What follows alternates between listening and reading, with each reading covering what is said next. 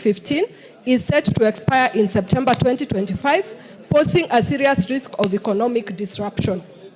Will cause job losses of approximately 66,000 Kenyans and many other related indirect job losses, and result in increased poverty across AGOA dependent sectors in the sub-Saharan region. Noting that women comprise approximately 75% of the direct beneficiaries of AGOA, and that their incomes directly support education, healthcare, and poverty alleviation.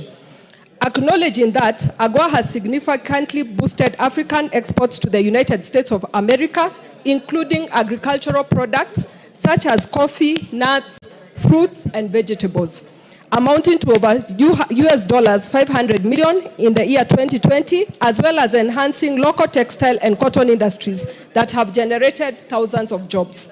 Further acknowledging that the expiration of the term of AGOA would trigger market uncertainty, deter investment, disrupt supply chains, and adversely impact both African and American businesses that rely on AGOA-linked trade. Cognizant of the fact that AGOA has been greatly beneficial to the United States of America by supporting supply chain diversification, strengthening bilateral trade ties, and connecting United States of America businesses to opportunities under the African Continental Free Trade Area, in brackets CFTA. Appreciating that the continued existence of the AGOA framework would enhance the trade and investment prospects for both the United States of America and the eligible countries in Africa. Now, therefore, the House urges the government of Kenya, in collaboration with the government of the United States of America, to pursue an extension of the African Growth and Opportunity Act, in brackets AGOA, for an additional 16 years until 2041, to safeguard the economic gains, protect livelihoods, and promote long-term stability and prosperity across the African continent, and in the alternative, in the case of non-renewal, there be a transition period of 2 years to develop a trade deal that shall safeguard the businesses and job opportunities in both Kenya and the United States of America. Thank you, Honorable Speaker. Thank you, Kagiri. Chairperson Jailak Murugara. Thank you very much, Honorable Speaker. Honorable Speaker, I beg to give notice of the following motion. That taking into consideration the findings of the Departmental Committee on Justice and Legal Affairs in its report on the approval hearing of a nominee for appointment as chairperson of the Kenya National Commission on Human Rights, laid on the table of the House today, Tuesday, 23rd September 2025, and pursuant to the provisions of Article 252 of the Constitution, Section 11 of the Kenya National Commission on Human Rights Act, Chapter 71, and Sections 3 and 8 of the Public Appointments Parliamentary Approval Act, Chapter 7F, approves the appointment of Honorable Ms. Clarice Agwor Oganga as the chairperson of the Kenya National Commission on Human Rights. Also, Honorable Speaker, I beg to give notice of the following motion, that taking into consideration the findings of the Departmental Committee on Justice and Legal Affairs in its report on the approval hearings of nominees for appointment as registrar and assistant registrar of political parties, laid on the table of the House today, Tuesday, 23rd September 2025, and pursuant to the provisions of Section 3 and 8 of the Public Appointments Parliamentary Approval Act, Chapter 7F, approves the appointment of the following. Number 1, Mr. John Cox Lotionoko as registrar, and number 2, Ms. Agatha Wanjiku Wahome as the assistant registrar of political parties. Thank you very much, Honorable Speaker. Thank you, Sir George. Chairperson, Defense, Intelligence and Foreign Relations Committee, Bashir.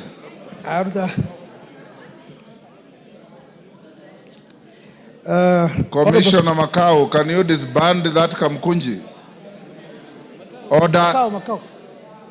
Order, Commissioner, is that Commissioner Macau or it is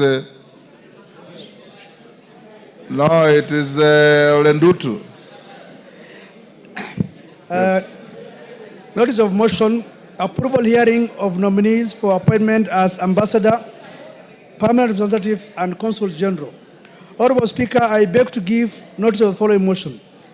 That taking into consideration the findings of the Bilateral Committee on Defense, Intelligence, and Foreign Relations in its report on the approval hearings of 9 nominees for appointments as High Commissioner, Ambassador, and Consul Generals, laid on the table of the House on Tuesday, 23rd September 2025, and pursuant to the provision of Article 132(2)(e) of the Constitution, Section 222 of the Foreign Service Act (CAP) 185(e), and Section 3 and 8 of the Public Appointments Parliamentary Approval Act (CAP) 7F. This House approves the appointment of the following persons as High Commissioner, Ambassadors, and Consul Generals. 1. High Commissioner, Honorable Florence Chepngetich Bore, Mission Windhoek, Namibia. Ambassadors, Ambassador Anthony Mwaniki Muchiri, Ankara, Turkey. Ambassador Lucy Kiruthi, Bangkok, Thailand. Mr. Henry Wambuma, Bujumbura, Burundi. Mr. Abdirashid Salad Abdille, Jakarta, Indonesia. Ambassador Joseph Musyoka Masila, Riyadh, Saudi Arabia. Ambassador Edwin Afande, Vienna, Austria. Consuls Generals, Mrs. Jane Chepkorir Toretich, Dubai, United Arab Emirates, and Mrs. Judy Kiaria Nkumiri, Goma, Democratic Republic of Congo. Thank you, Honorable Speaker.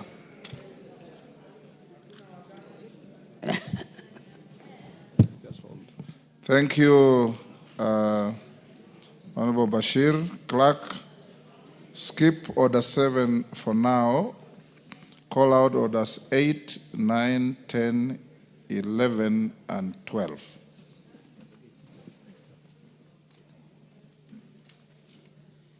Order number 8, the Provisional Collection of Taxes and Duties Repeal Bill, National Assembly Bill number 18 of 2025, first reading.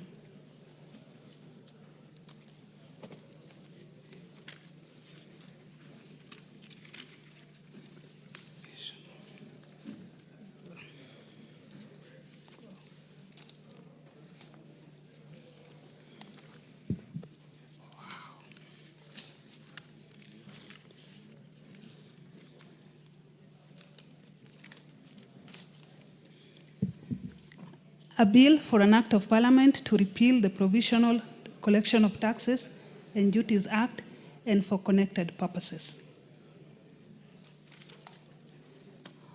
Order number 9, the Street Vendors Protection of Livelihood Bill, Senate Bill number 41 of 2023, first reading. A bill for an act of parliament to provide a legal framework for the recognition, protection, and regulation of street vending in Kenya, the identification of minimum standards for street vending and for connected purposes. Order number 10, the Local Content Bill, Senate Bill number 50 of 2023, first reading. A bill for an act of parliament to provide for a framework to facilitate the local ownership, control, and financing of activities connected with the exploitation of gas, oil, other petroleum resources, and mineral resources, to provide a framework to increase local value capture along the value chain in the exploration of gas, oil, and other petroleum resources and minerals, and for connected purposes.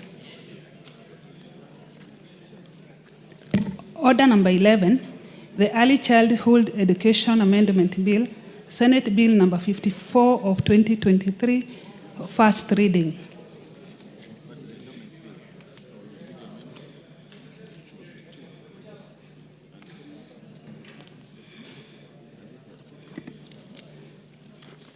a bill for an act of parliament to amend the Early Childhood Education Act and for connected purposes. Order number 12, the Creative Economy Support Bill, Senate Bill number 30 of 2024, first reading. A bill for an act of parliament to establish mechanisms for the support of persons in the creative industry, to enhance the contribution of creative industry to the economy, to establish the Creatives Fund, and for connected purposes. Thank you.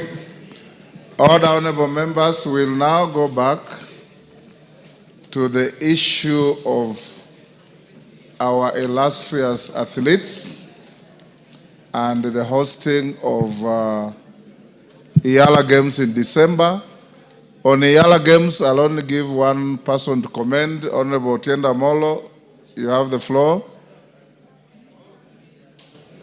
Thank you, Mr. Speaker. Mr. Speaker, allow me to congratulate our athletes who performed very well in Tokyo.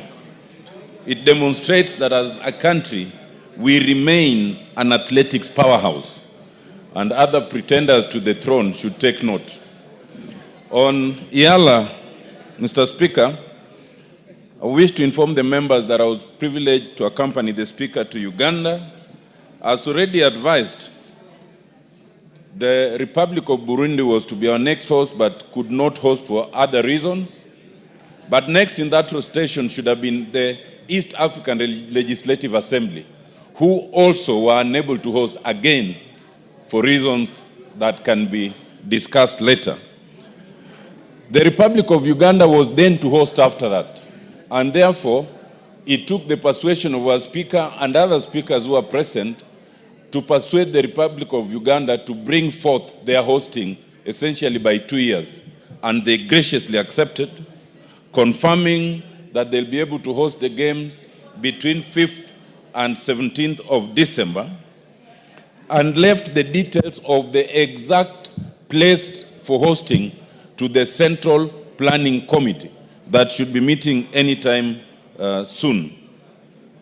The Central Planning Committee will then communicate the schedules and the exact venues. Mr. Speaker, I wish to urge our own Bunge Sports Executive Committee to plan in haste. First of all, to plan in haste in terms of securing hotels and appropriate transport mechanisms and advise members in advance. Secondly, to plan in haste in terms of securing appropriate uniforms of the right sizes to members. Over the years, although this has improved in the last 3, 2, and the last 1 year, there's still room for improvement. Some members still are not able to get the right uniforms that they required. I also urge the committee and the leadership of the two houses to allow members prepare for these games appropriately, to prepare by allowing and arranging friendlies, to prepare by allowing and arranging the respective disciplines, to at least have some camp for training before the games. Mr. Speaker, we did badly in Mombasa, but it must also be understood that we only traveled with 1 day to spare. Many of the other teams had camped in Mombasa for at least 1 week, which we were not privileged to have. We hope that now that we are going to our neighboring country, we will be allowed to at least camp. We will be allowed to bring supporters, which we have not usually brought, even if those supporters are in the name of our own staff members, and that we will be able to prepare for these games appropriately. Mr. Speaker, I am confident that the 8 or 9 disciplines that will be participating, we will do much better than we did in Mombasa. And on behalf of the soccer team, I can assure you and assure this House that we are practicing in earnest, and we look forward to all the support that we can get from the leadership. Thank you, Mr. Speaker. Thank you, Honorable Amolo. The JPC to the games, which you are a member with Kawaya and somebody else, must take this very seriously. In Mombasa, you recall I went to watch the volleyball game against Rwanda or Burundi. You didn't even have a substitute player. Not even one substitute player. And we were not very comfortable. You saw our football, how Tanzania sent rings around us, and so on and so forth. Please prepare in earnest. The clerk is directed, like I said, to enable the teams to prepare properly and thoroughly. You must be physically fit to play football, Honorable Mboko Milemba. Now I'll give, who is the chairman of sports? I said we'll start with the chairman of sports. Dan Wanyama is not here. Let me give Cynthia Muge, who wanted to make a statement on this. Thereafter, can we do a minute or two each? 2 minutes each? Okay, Cynthia, go ahead. Thank you, Honorable Speaker, for the opportunity to congratulate the great sportsmen and women who represented Kenya in Tokyo for the 2025 championship. Honorable Speaker, we are proud of that team because it has brought back the glory that Kenya as the powerhouse for sports and athletics, Honorable Speaker, has always been. Remember, Honorable Speaker, this is our third best performance since the inauguration of the championships, Honorable Speaker. We've had 18 medals previously, and we've had another 15 medals previously. And today, Honorable Speaker, we have 11 medals. We want to appreciate all the gold medalists, the list that you have presented to this House today, Honorable Speaker, and we appreciate their efforts that they have been able to once again, like we have mentioned in this House, that this is the team that hoists the flag of Kenya every other time. And Honorable Speaker, we have also said that they have not been appreciated enough because of the very good work that they do. Honorable Speaker, we remain the best in Africa, and it is such a proud moment, Honorable Speaker, to be African. And it is even the best moment to be Kenyan, Honorable Speaker. And every day, Honorable Speaker, our athletes continue confirming that Kenya is the absolute kingdom of athletics and championships, Honorable Speaker. And we appreciate the people that represented us as a country, Honorable Speaker. Honorable Speaker, I also want to note that over time, our athletes have been doing a very good job. Previously, Honorable Speaker, we have contemplated having them have translators. But this time around, Honorable Speaker, when you listened to Ewoy speaking, when you listened to Perez speaking, when you listened to Wanyonyi speaking, when you listened to Faith Kipyegon speaking, you felt proud as a Kenyan because our athletes are properly able to present themselves, Honorable Speaker, and express themselves. Honorable Speaker, this also calls for responsibility for us. As a country that hosts these great people, what are we doing to support the sports, Honorable Speaker? And I appreciate the government of Kenya Kwanza because of the up-to-standard stadiums that we are building. And Honorable Speaker, I am seeing a brighter future for athletes, and we want to really appreciate them so that they can continue hoisting the flag of Kenya. We want to tell all the gold medalists and the people who have participated that as Kenyans, we... Thank you. KJ. Mr. Speaker, I thank you for your communication. In your communication, you indicated that Kenya is a very small country compared to countries like America. America is probably 6 times the size of Kenya in population, around 17 times in size. And it is so, we are in our place, Mr. Speaker, to be celebrating our athletes who brought us glory. Mr. Speaker, it is to make the observations going forward that one, as you noted in our communication, our male athletes will need a boost. Secondly, Mr. Speaker, it is also to recognize that sports is a national event. It never matters who will wear the gold medal. Mr. Speaker, in the past, any community has had an opportunity to bring glory to Kenya. And so when we see a runner coming from Migori and winning gold and breaking record, Mr. Speaker, this brings our country together in such a way that we are reminded of our glory times when we knew in athletics a medal could come from anywhere. From Eastern, we have had Rose Tatamuya. From Central, we have had John Ngugi and Wanjiru. Now we are having Omanyala and Odira from Nyanza. This is to say, Mr. Speaker, that if we set up centers... Omanyala is not from Nyanza. No, Omanyala from Western. Omanyala from Western and Odira from Nyanza. Thank you, Mr. Speaker. I stand to be corrected. And of course, our powerhouse in Rift Valley, where we breed champions, Mr. Speaker. The point I was making is that these athletics, just like the football that just went, was just needing leadership, Mr. Speaker. And when we offered leadership, we start winning again, and it is to congratulate Kenya, to congratulate the athletes, and for bringing Kenya back to winning ways on the international platform. I thank you very much, Mr. Speaker. Bensouda. Thank you, Honorable Speaker, for giving me this opportunity. And I want to thank you because you've spearheaded the love for sports and given even a clear framework for others that are yet to come. Honorable Speaker, I rise on behalf of women in this nation to confirm that truly women can lead. And the athletes who went there have exhibited exemplary performance. And this portrays that women are capable and competent of leading and giving the mantle. I rise also on behalf of Nyanza region. We have a movement of the Luos in this country called, in vernacular, allow me to quote, Segand Nyinam, the story of the daughters of the lake. Lillian Odira happens to come from Migori County.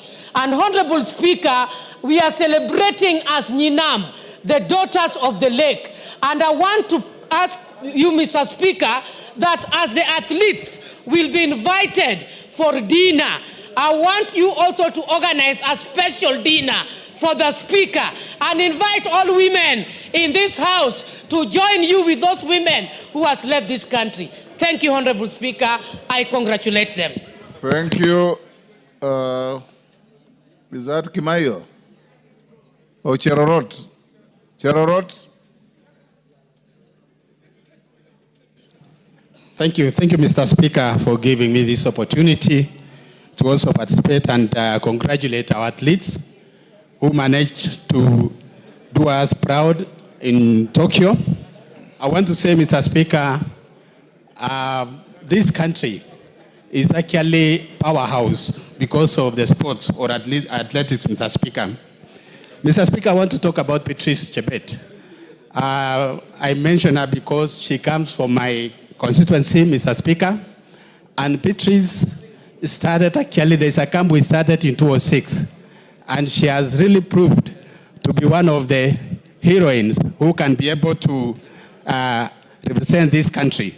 I want to say, Mr. Speaker, that this country, we rely on athletes who are actually using only food without using enhancement substances, Mr. Speaker. And I want to encourage, Mr. Speaker, that our athletes should always be able to practice without doping, Mr. Speaker. I want to say also that the coaches are there, Mr. Speaker. They are unseen team who are actually managing to train and also teamwork in this country. I want to say we are proud of our athletes and congratulations to this country and also those who represented us abroad. Thank you, Mr. Speaker. Thank you. Yes, Mwalio. Mwalio, you normally sit somewhere else. Yeah, nimeama. Thank you, Mr. Speaker, for this opportunity.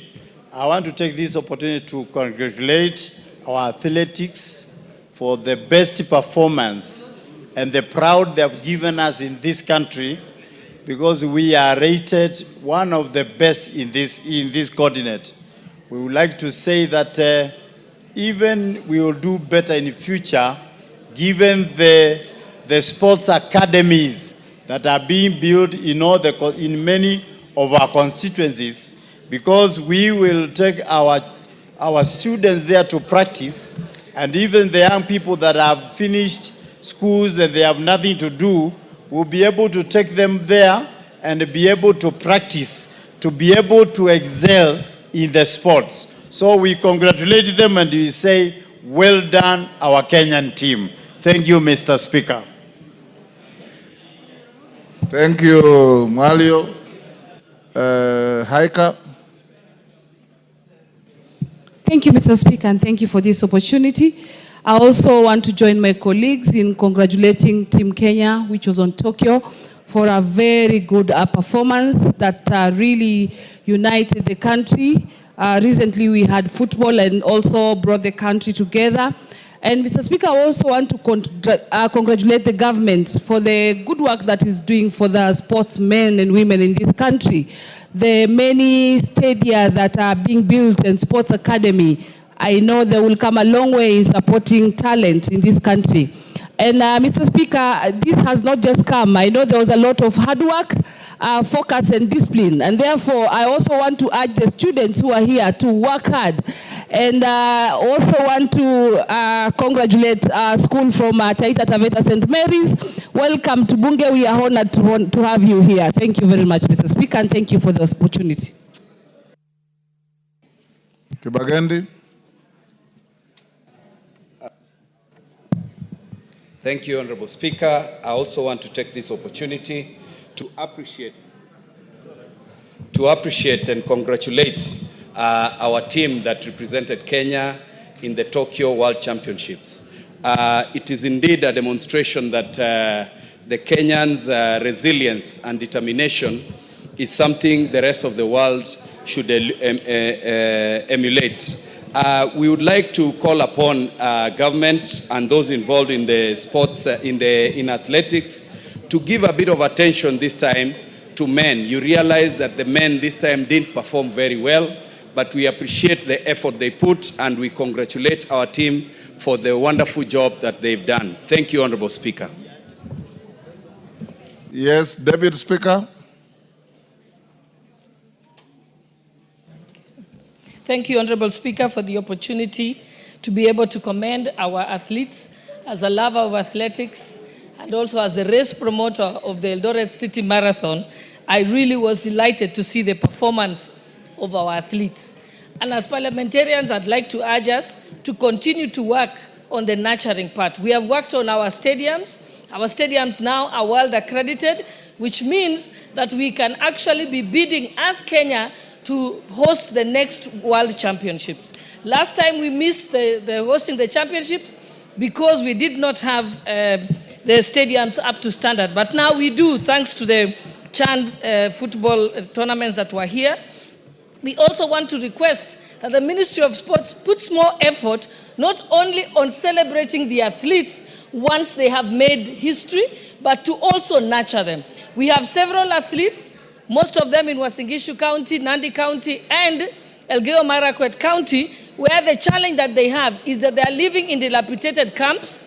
The camps are privately owned, and most of them sometimes don't have food and clothes and so on. So one of the things we must emphasize is nurturing them before they make the news. Thank you, Honorable Speaker, and I urge all the members to support us on this. Thank you. Okwome. Okwome. Thank you, Mr. Speaker, for giving me a chance to air my opinion on what happened in Japan. Mr. Speaker, it was a wonderful job.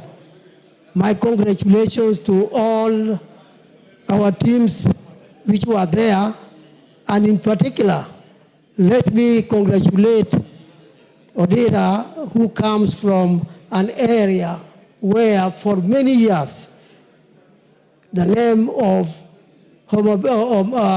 Migori had never been heard in athletics. This is a wonderful thing, and I think it is important I say something to congratulate him, and even to congratulate those who are not concerned, like the Migori people, together with our region. I urge them to do even better so that we can come up and compete nationally and internationally in order that Kenya can also benefit from us in terms of athletics. Thank you, Mr. Speaker. Garrido. Thank you, Mr. Speaker, for giving me this opportunity. I also take this chance to applaud and congratulate our athletes who are in Tokyo. Mr. Speaker, they did us proud. I was very happy, as many other Kenyans were, when our flag was raised high against other even bigger economies and stronger countries in the world. They really made us proud. I really congratulate them. Mr. Speaker, this year has been a year of blessings to us as a country in terms of sports. Remember even the way our Harambee Stars did us wonders in this country. It shows that our teams and the players, given an opportunity, promoted and supported, can do wonders in this world. Mr. Speaker, we encourage our young people to continue taking part in sports, remembering that sports is only not a sport these days, it's also a profession that pays well. We encourage our young people to continue participating and giving it the best so that this country can also grow. Thank you, Mr. Speaker. Mama Busia. Thank you, Mr. Speaker. I want to actually applaud our Team Kenya for flying our flag so high and making every Kenyan realize that actually we do not have boundaries when it comes to such activities. Kenya is one, whether it is whatever tribe that is participating in any sport, any event, all Kenyans, the way they get glued on the screen and praise and scream and just wish that we take it, is what we should be doing even in progressing our own world, our own country. I want to also appreciate the President for supporting, motivating these young people. That's all they need from us. We must keep supporting them, their welfare, everything that they need must be given to them on time so that they don't go down, but we add numbers. We need all the counties also to participate in the Olympics, all other games in the world. Thank you, Mr. Speaker. Kingara. Honorable Kingara. Mr. Speaker, sir, for giving this opportunity to congratulate Kenyans who did very well there in Japan and elsewhere. Mr. Speaker, it has been noted that when athletes are motivated, they do their work well. I don't know whether, Mr. Speaker, we have an ample budget in our national budget which facilitates our athletes or sportsmen and women when they're out there. You noted, Mr. Speaker, when Kenyans doing football here were added, they did well. But the question is, do we have a consistent budget which can facilitate them consistently so that we can do well consistently too? Mr. Speaker, Mr. Speaker, even Parliament should honor this appreciation by also coming up strong and even giving a room or a garden, Mr. Speaker. Mr. Speaker, remember when I stood here talking matters sports, I requested whether even Parliament can have good facilities, including a field, where we can be doing our own sports affairs, noting that even the private sectors have the same. Mr. Speaker, this is not a big deal. Let's work and have good facilities even for our own self. Finally, Mr. Speaker, and the parliamentary games, we are not consistent. I stand and say, in the athletics, we are not consistent. We need to start early, as you directed, but also be guided, especially on which facilities to use. As I stand here, we have not been committed to a serious grounds of doing our, and you know we are old, doing our we are. Thank you. Wangare says you are all alone. It's not collective. Give him 30 seconds. Yes. A second. The point I wanted to make, we have very young parliamentarians here, Mr. Speaker, whom I don't find out there. That's the age coming. That's why the age is coming in. Let's have our own young parliamentarians out there competing with the rest of the East African community. Thank you. Oundo. Thank you, Honorable Speaker. On behalf of the people of Funyula constituency, allow me to congratulate and sincerely thank the athletes that brought honor and fame to the people of Kenya. It was always refreshing to watch. It was captivating to watch whenever I had time to watch.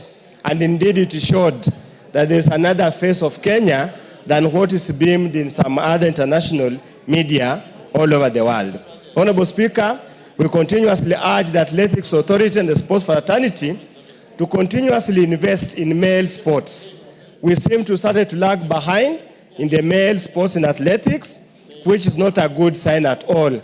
Our men for many years did much, much better than the ladies. I have nothing against the ladies, but as we invest in women's sports, let's likewise invest in men's sports. And Honorable Speaker, the neglect of the boy child is now being reflected all over, be it in schools, be it in performance, be it in employment, be it in marital status. It is important that society, we must address that matter critically so that we can move at the same pace.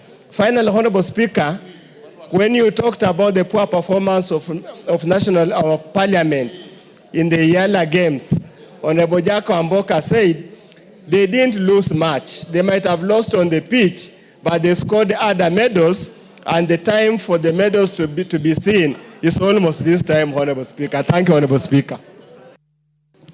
The only medals I recognize are the ones I saw. Yes. Mutunga. Yes. Thank you very much, Honorable Speaker, for the opportunity to bring our gratitude from the people of Tigania West to thank our team that went to Tokyo and really did a great job. Honorable Speaker, the ladies who scored gold many times and our flag raised many times, and the jubilation and the enthusiasm among Kenyans was telling. Honorable Speaker, we are happy that they hoisted our flag high many times. Honorable Speaker, this week, Kenya has been on the global map for very good reasons. Our president did make a very important statement in US concerning the issue in Haiti. And that statement, Honorable Speaker, also tells the world that Kenya is not asleep. Kenya is participating, is on the front line, not only in sports, but in many issues. Honorable Speaker, the discovery that incentive drives commitment, in as far as our team was concerned during Chan, was very encouraging. Honorable Speaker, many of our team members of the Kenyan team did a great job. Were it not for the penalty, Honorable Speaker, that cup belongs to the Kenyans. I want to encourage the young people to exploit their talent. The government has invested in many stands across the country. And let this standard be used. Let us also have young people discover their talents early and nurture their talents and take sports and games as an occupation, just like being a professional in any other area. Thank you very much, Honorable Speaker. Kenan. Thank you, Mr. Speaker. Mr. Speaker, I want to join other Kenyans in commending these great young men and women for carrying our flag high in the international community. Mr. Speaker, sports play a lot in promoting tourism, in promoting diplomacy, in creating national pride, Mr. Speaker. Mr. Speaker, it is the high time that we also commend the government in motivating, in providing facilities and support to these young men and women, Mr. Speaker, which we have seen in the recent months, Mr. Speaker, in providing infrastructural facilities and also offering them other support, Mr. Speaker.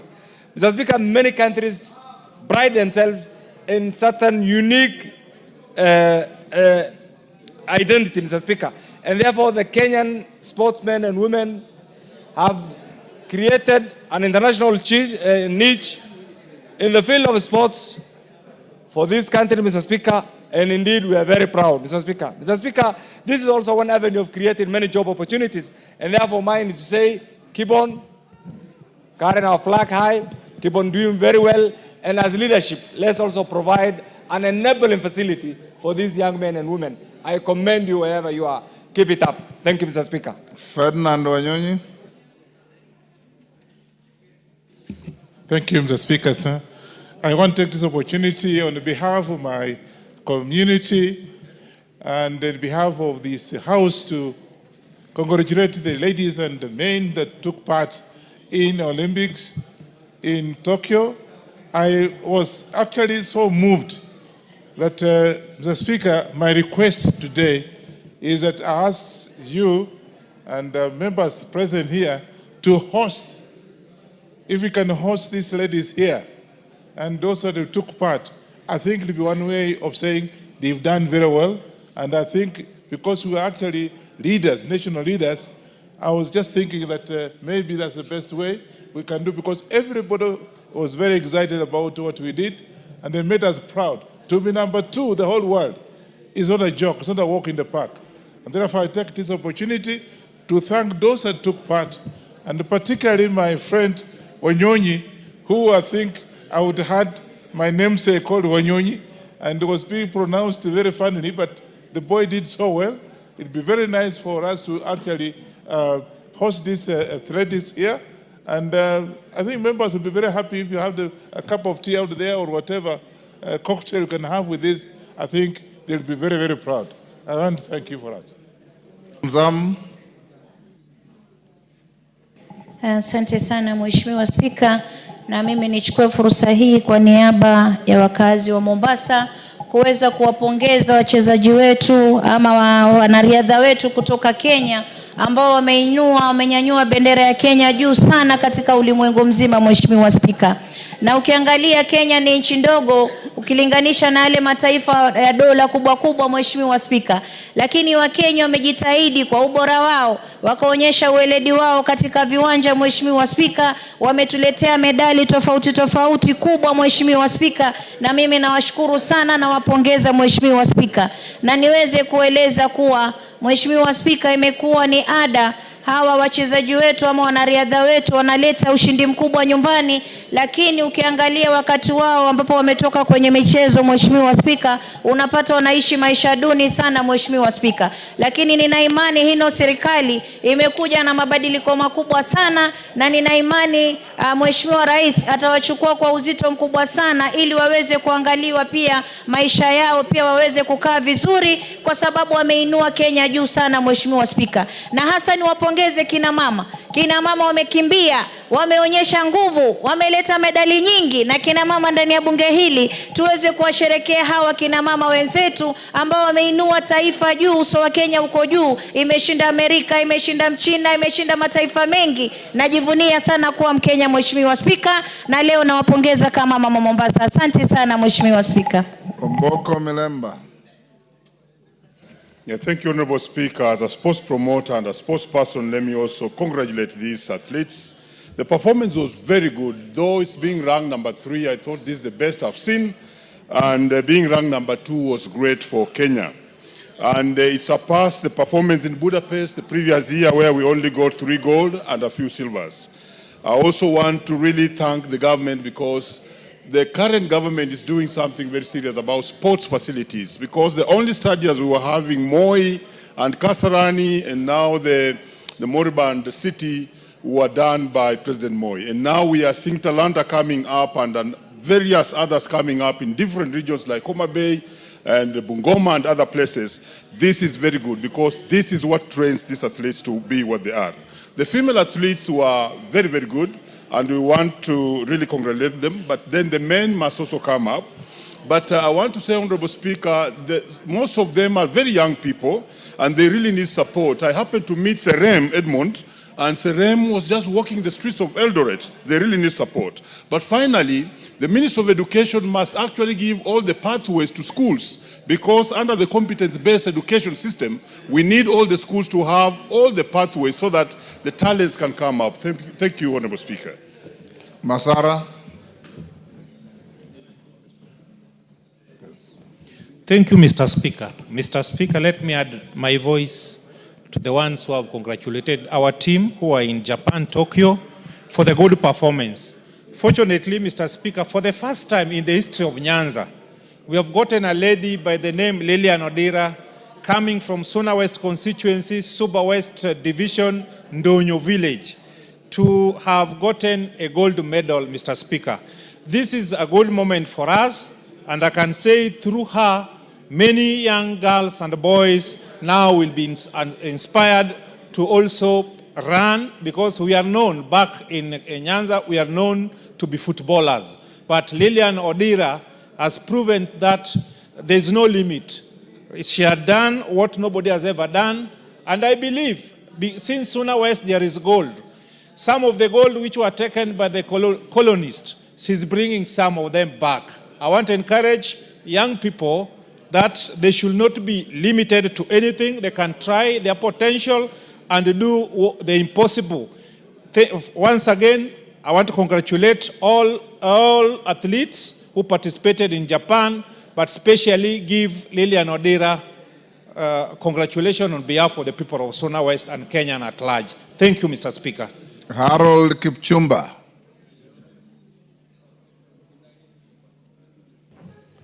Thank you, Mr. Speaker, sir.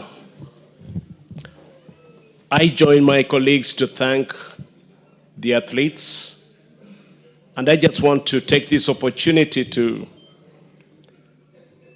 wish every athlete. There are many others who are younger than those that need support. I want to thank the government for having supported sports and athletes in particular. May I also in this opportunity inform this House that there was a Confederation of East Africa and Central Africa Amputee Football Federation Championship, and Kenya amputees became the champions of Africa. And I think this is a great opportunity also to open up and consider inclusion as we promote all other sports in the country. And this particular time, I can say it is a time that the broad-based or the thinking that every Kenyan can play a role. It was great to see a Luo girl, to see a Kisii girl, to see a Luya boy, to see a Kalenjin boy. I mean, it brings all of us together. And it is my wish that soon we have an Abdi running from Mandera. And we promote every other community in Kenya. Last, Mr. Speaker, sir, may I, on behalf of persons with disabilities, appeal also that the government put more efforts and resources in supporting them. There's a team that's supposed to be going. Give a minute. There's a team that's supposed to be going to Nigeria for African Cup of Nations for badmintons. And these are persons with disabilities. I pray that the government would support them and other partners would come in to sponsor them. Thank you, Mr. Speaker, sir. Thank you. Naomi Wako. Thank you, Honorable Speaker, for giving me this opportunity to congratulate our athletes. In fact, as Kenyans, we feel proud of what they did in Tokyo. To be #2 worldwide is a great joy to us. And even the people in the villages today are proud of our athletes. Honorable Speaker, our members were able to collect 7 gold. And especially the women who worked very hard, I want to congratulate them for making Kenya proud and for making women of this country proud of what they have done and the entire nation to celebrate. I also want to congratulate the entire team, both men and women, because they have given our nation their best. Honorable Speaker, our president has given a lot of attention to sports and he has motivated them in many ways. Mine is just to say that as leaders, we also need to congratulate and also motivate our members so that they perform well. This has also inspired many other people, because in the past we used to say that athletes are only from Rift Valley, but today we can say as a country we can all participate and also win and make this country proud. Thank you, Honorable Speaker, and we congratulate our team. Thank you. Owen Bayer. Thank you, Honorable Speaker. Honorable Speaker, I want to join fellow members in congratulating our athletes, Honorable Speaker, and say that an investment in sports is actually an investment in the pride of the nation. We stand tall as a nation and as a country today celebrating the great feat of our great athletes and our sports people. Honorable Speaker, probably this great feat that happened in Japan is because stems from what we did in the football in Chan. The success in Chan actually propelled our athletes to even want to do better. And I believe, Honorable Speaker, as we go forward as a nation, with the motivation and with the whole country united and rallying for success in the sports fields, Honorable Speaker, we are going to not only succeed on the sports field, but will remain as a country that is united, as a country that is focused, and as a country that is looking for success in every field, Honorable Speaker. And I want to pay great accolades, Honorable Speaker, to this government and to the President for standing by athletes in this country. We have seen him, even before this team, we have seen him bring athletes to State House and giving them, some motivation, Honorable Speaker. We saw him motivating the football team, and I also know when he comes back, Honorable Speaker, he'll motivate this team and many other teams that the country comes in, Honorable Speaker. Probably, Honorable Speaker, you need to borrow from the President. The way he did to our team, national team, probably that's what we need to do to the Bunge FC team. So that, Honorable Speaker, they'll be able to do better. I don't want to go to Uganda and come back without a medal. But you can actually engineer success by actually doing President Ruto thing in the House. And we will bring all the trophies, Honorable Speaker, to this House. I thank you, Honorable Speaker. We'll support winners, not joy riders. Thank you, Owen. Mawade?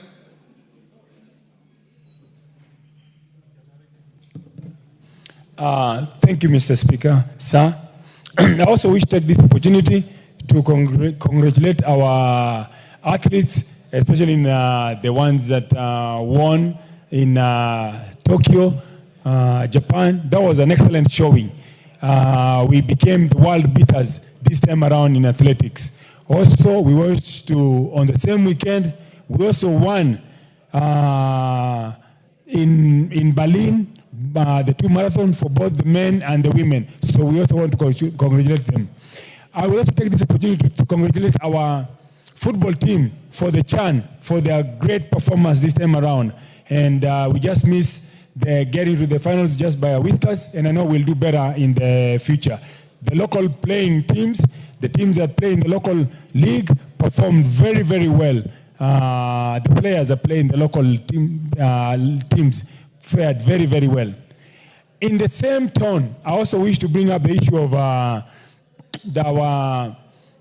sports here at Bunge. There is need to better equipped and continue to support our athletics team and Bunge FC. We fared very well in the past, but this time around we did not fare very well, and the reason is because of lack of preparation. In order to perform better, you must have camps a few weeks before the actual game. Also, you need to arrive at site on time. The Ugandans were here 7 days before the game started. We also need the same thing to arrive where we are going this time around to Uganda on time and have enough sufficient friendly. We used to travel in the past. We've gone to Turkey. Honorable members, I think we'll... yes, Lillian Sioi. I wanted to close here. Okay, Sioi. Where? Thank you, Mr. Speaker. I also stand to congratulate our athletics for the good job they have done. But I also wanted to add something, Mr. Speaker. There is a lot of exploitation in our athletics. I don't know if they are called schools or agents that are mentoring our athletics. I just realized that they take too much money from our athletics, and I was wondering if we can come up with a law that regulates, or policies that can regulate how much money they will be charging our athletics. Because most of them really work so hard, Mr. Speaker, but towards the end of the day, even after running so fast and getting a medal or getting whatever gift they're given, it ends up in the hands of other people and not them. So, Mr. Speaker, I want to suggest that we have policies that can protect our athletics on such kind of people. Namwar. Is it Nabwin? Sorry. Nabwin. Thank you, Mr. Speaker, sir. Mr. Speaker, I want to join colleagues in congratulating our teams. Mr. Speaker, you realize the lost glory in both football and athletics is getting back in this country. And as a member of the sports committee, and on behalf of my colleagues, we are proud of what is happening, we're seeing in the country. Mr. Speaker, you realize one thing that has contributed to the success we are seeing is the motivation that the country's leadership is giving to both soccer and athletics. Mr. Speaker, we want to encourage and continue to engage the executive in terms of construction of the infrastructure that is beginning to take place in most of the counties, like the sports academy. If we can have these sports academies in all the counties, I think, Mr. Speaker, a lot of our young people will participate in sports. Mr. Speaker, to end, I want to congratulate Dorcas Ewoy. Dorcas Ewoy won with silver behind Faith. And she could be the first Turkana young lady who has won such a medal. I want to congratulate her and thank God that she gets the strength to move and get to the goal in the next championship. Thank you, Mr. Speaker.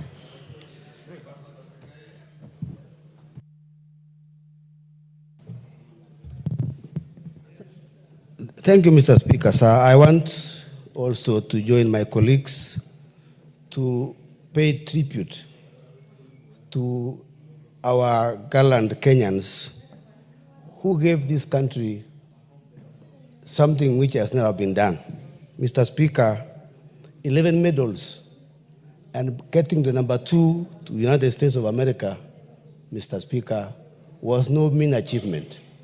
Mr. Speaker, I would like to thank the President particularly for motivating our sports women and men in this country by giving them some motivational awards.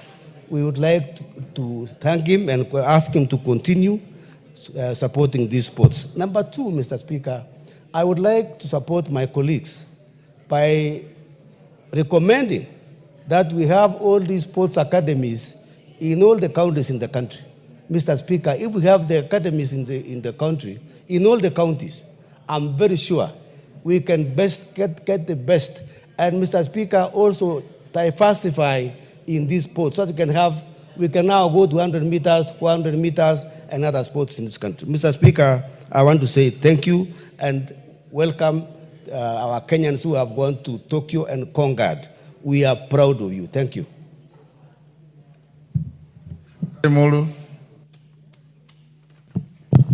Yeah, thank you so much, Honorable Speaker.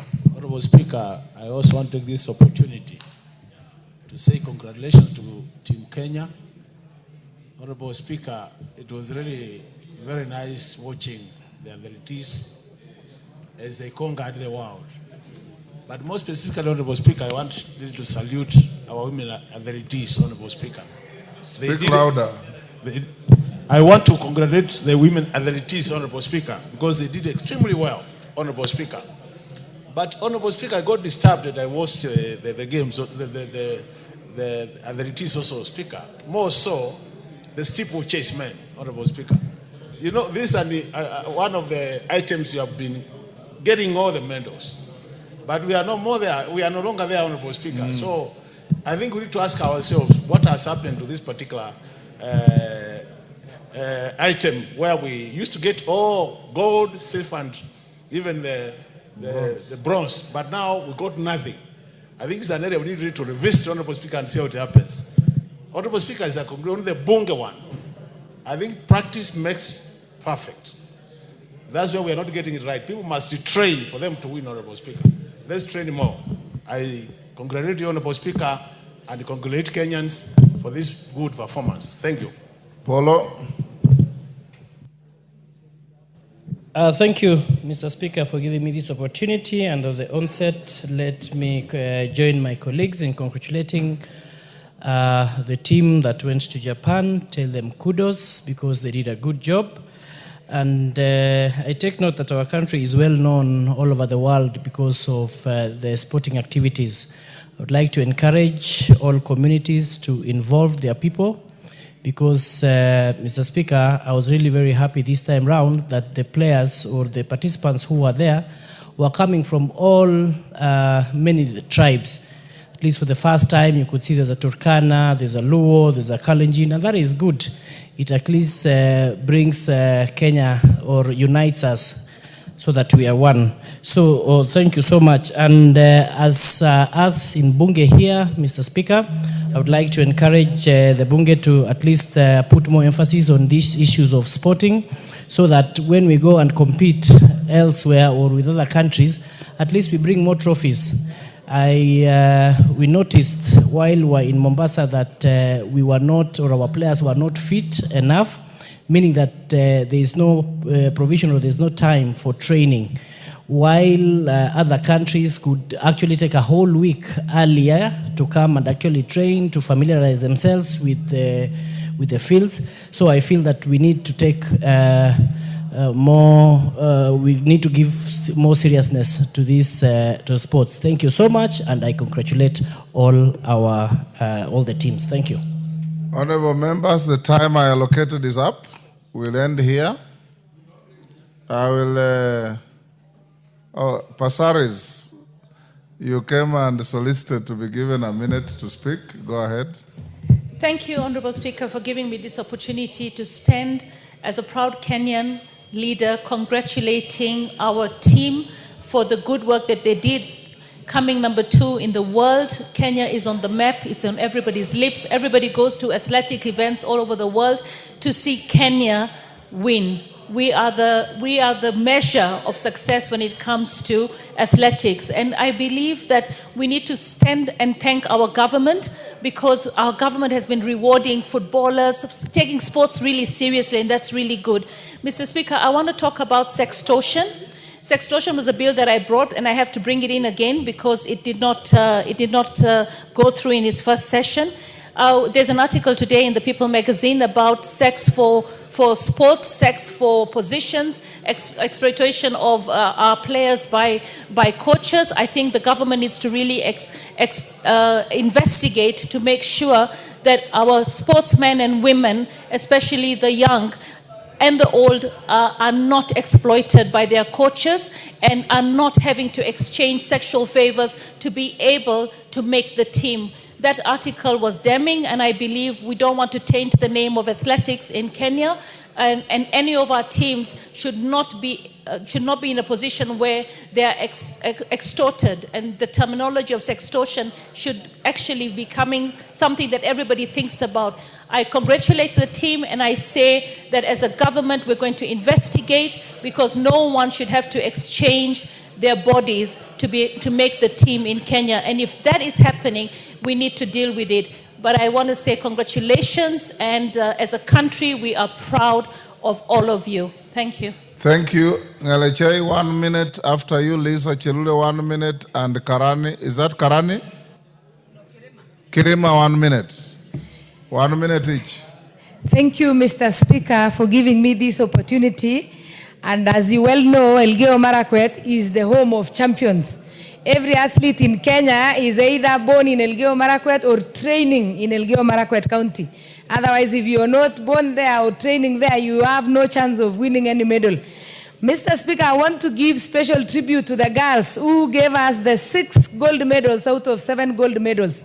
And this one tells us that we can achieve anything, because if you compare the US who became the #1 and Kenya in the US is like a drop in the ocean, and we can be #2 in the continent, in the whole world. Mr. Speaker, they did a superb job, and I want to congratulate them and also encourage those who are not able to win the medals that they have chances to, and they have equal opportunities. And for the male participants, we need to Lisa Chelule. Ngaleche, I give you 1 minute. Chelule, 1 minute. Asante Bwana Spika kunipatia hii nafasi pia. Nipongeze wanariadha wetu kutoka nchi yetu ya Kenya kwa kushindania medali mbalimbali ambaye tumesikia na tuliwaona.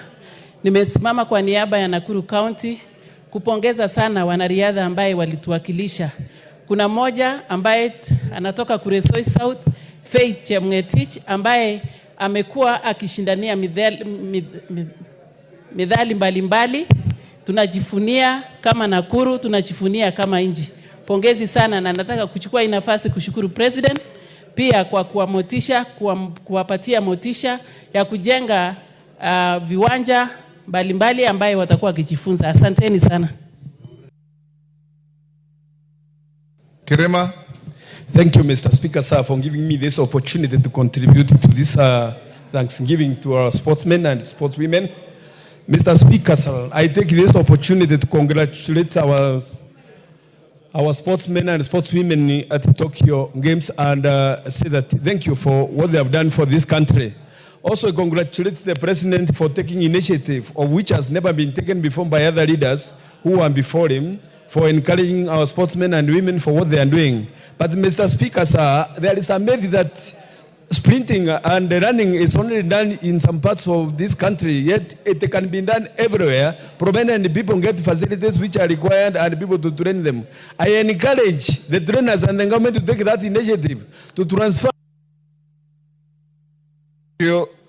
Honorable members, will end here on this. And as we end, we must be very proud of ourselves and our country.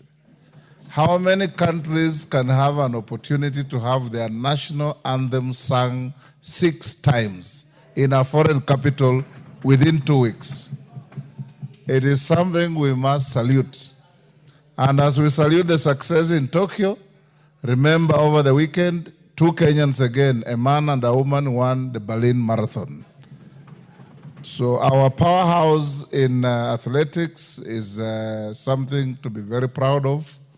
And at some point, I'll discuss with the sports committee to see if we can felicitate these heroes and heroines here in Parliament. But more importantly for the men, the boy child is lost. The boy child is disappearing. And for the committee on sports, what happened, Otienda Molo, to our steeplechase? That was our race. If Kenya won 1 gold medal in any Olympics or World Athletics, it was steeplechase.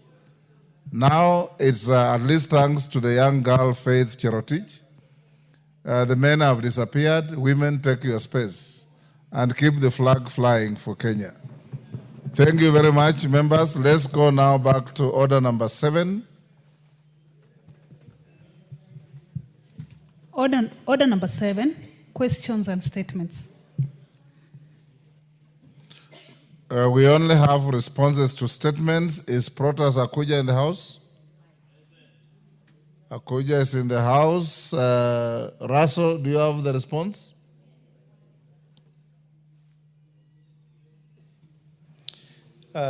Thank you very much, Honorable Speaker. Yes, I do have the response. Go ahead. Honorable Speaker, the Member of Parliament for Turkana South Constituency, Honorable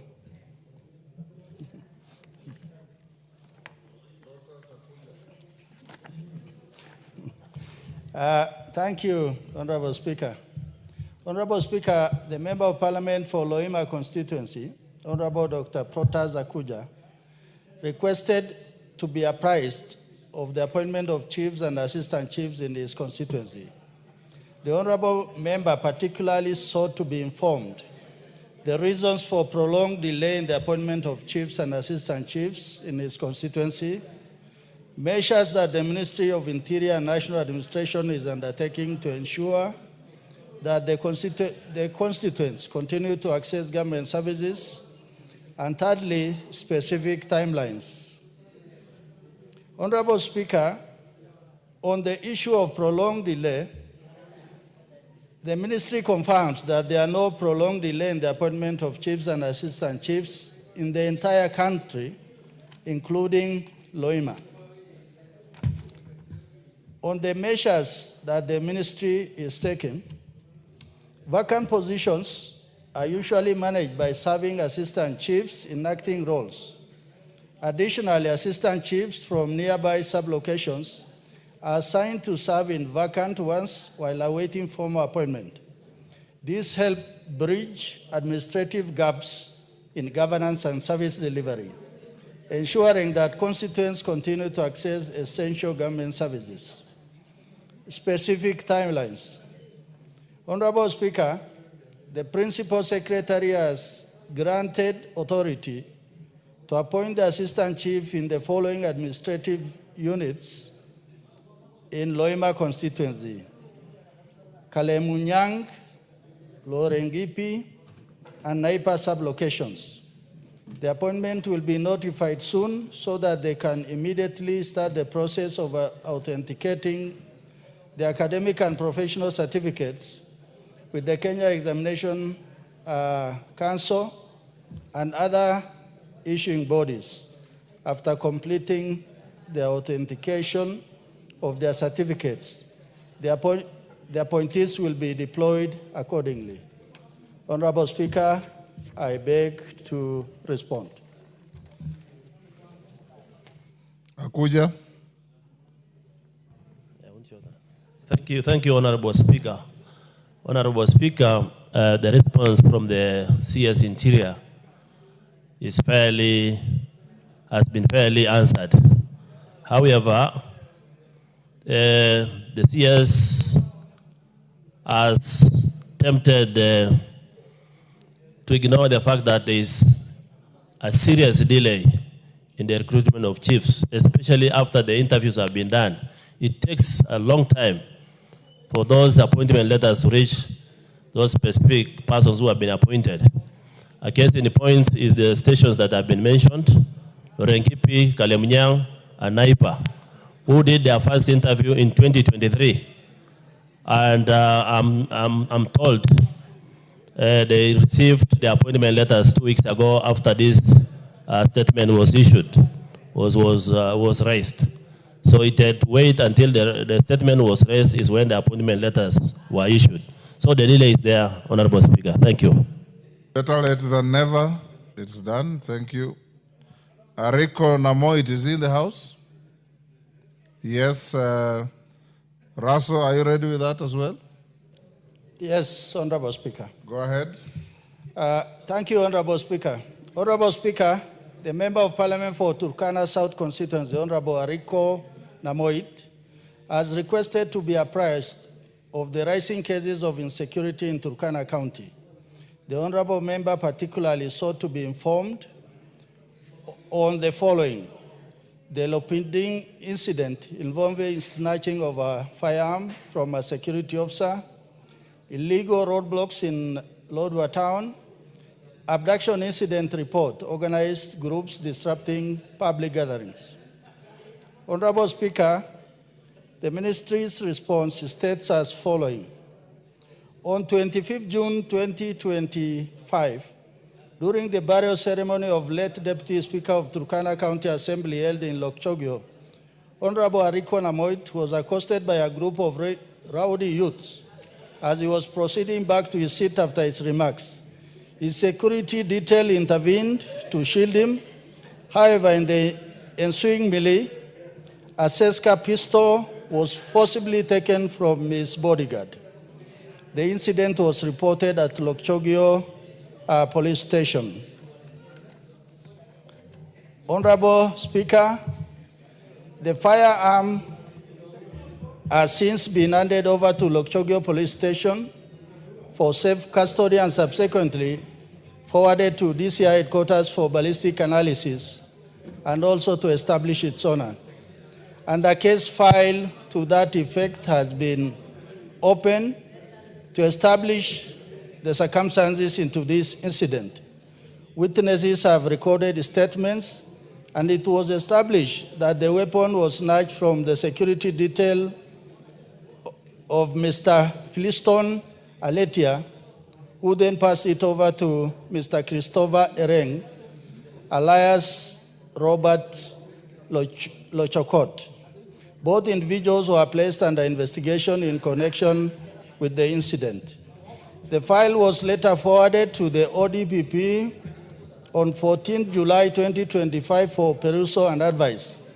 The case is pending under investigation and awaiting directions from the Office of Director of Public Prosecution.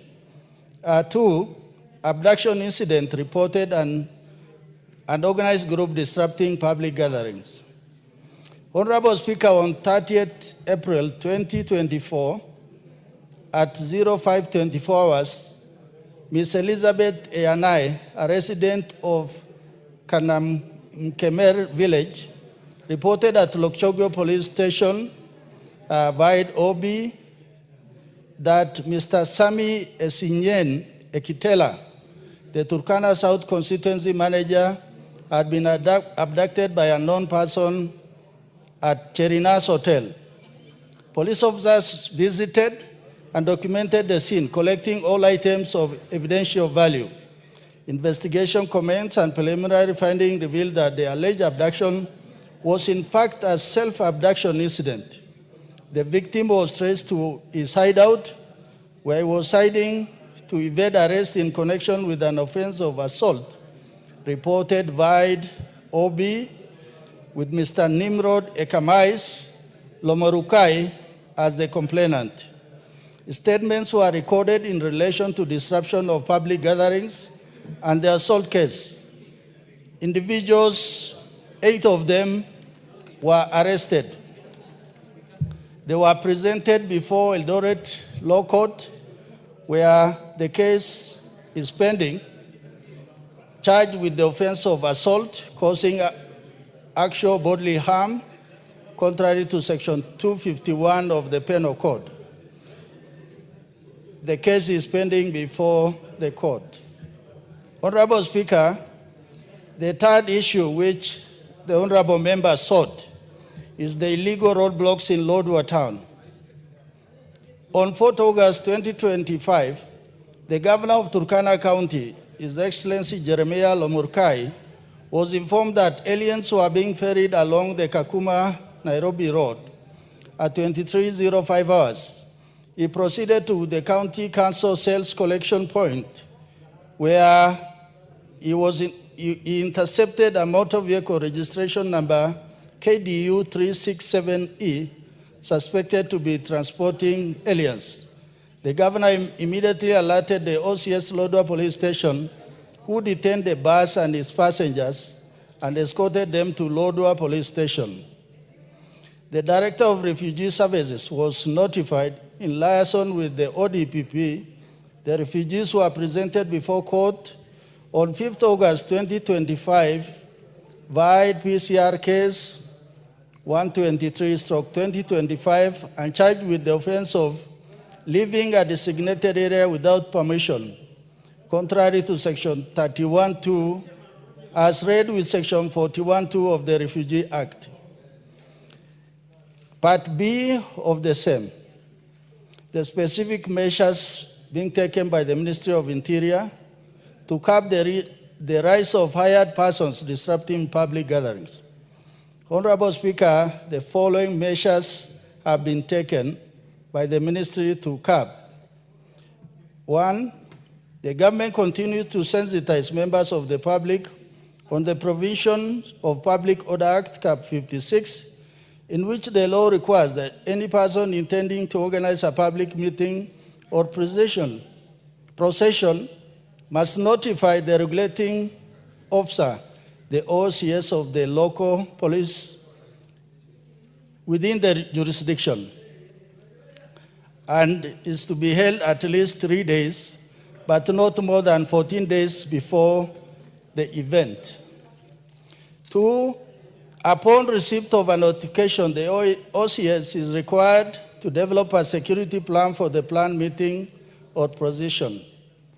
And thirdly, In the event of any security breach in the public gathering, immediate action is taken through the identification, apprehension, and arraignment in court of organizers, sponsors, and perpetrators responsible for disruption. Honorable Speaker, I beg to respond. Yes, Ariko. Thank you, Honorable Speaker.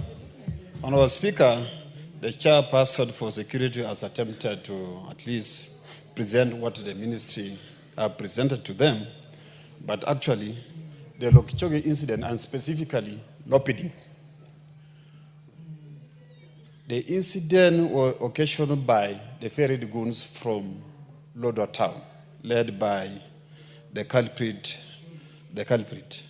Honorable Speaker, the statement by the ministry really contradicts. First of all, they talked about Christopher Ereng to have picked the firearm which was lying on the ground. Then after investigation, they revealed the truth of the matter, that the person who took the gun is one person called Aletia, and handed over to Christopher Ereng. They took this gun up to Kakuma town. That's where the governor called the person in charge of GSU Lokichogyo. And they presented the gun to that person. That person took the gun. The officer took the gun to OCS Lokichogyo. So the question is, how long does it take for justice to be given to those who have suffered from the acts of these goons? Actually, Honorable Speaker, justice delayed is justice denied, because it has taken now over 2 months. This matter is still under investigation, and it is a matter which is straightforward. The person involved are known. I don't know why it is taking this too long. And the reason as to why there are so many cases pending under DCI, and these cases have brought a lot of issues to Turkana County. One person taking charge of security in Turkana, and that is the governor of Turkana County. On the second issue, Chair, Honorable Speaker, the issue of abduction, let me not go into that, because abduction is defined by the Penal Code. 256 is defined. Forceful removal of a person from one point to another. And that is explained very well by the eyewitnesses and not the hearsays from the governor. I don't want to go into that because that matter is still in the court. That matter made me to sleep in prison for 3 days. I was here, Honorable Speaker, when the matter took place in Turkana, and not in Turkana, in Lodwar town, and not in Lokichogyo, as purported by the ministry. Honorable Speaker, the eyewitnesses are there. I don't want to go into that. The third issue... You are supposed to seek a clarification on the statement as given. You are now making a speech. Not, Honorable Speaker, I'm trying to highlight and inform the misinformation as issued by the ministry. Thank you, Honorable Speaker. Honorable Speaker, on the last matter on the county governor of Turkana becoming a base commander, a traffic commander for Turkana County. Honorable Speaker, how can a governor go to an extent of going to a roadblock? Then the incidents that took place there, they are there in the media. The police officers and the DCI were beaten by the goons that were varied by the governor. This matter is in the media. They cannot lie to us. And the governor himself said, I do not want to deal with any security agencies other than the OCS, because he has put the OCS in his pocket. Honorable Speaker, please, we need justice. Turkana County people... Yes, Benja, what's your point of order?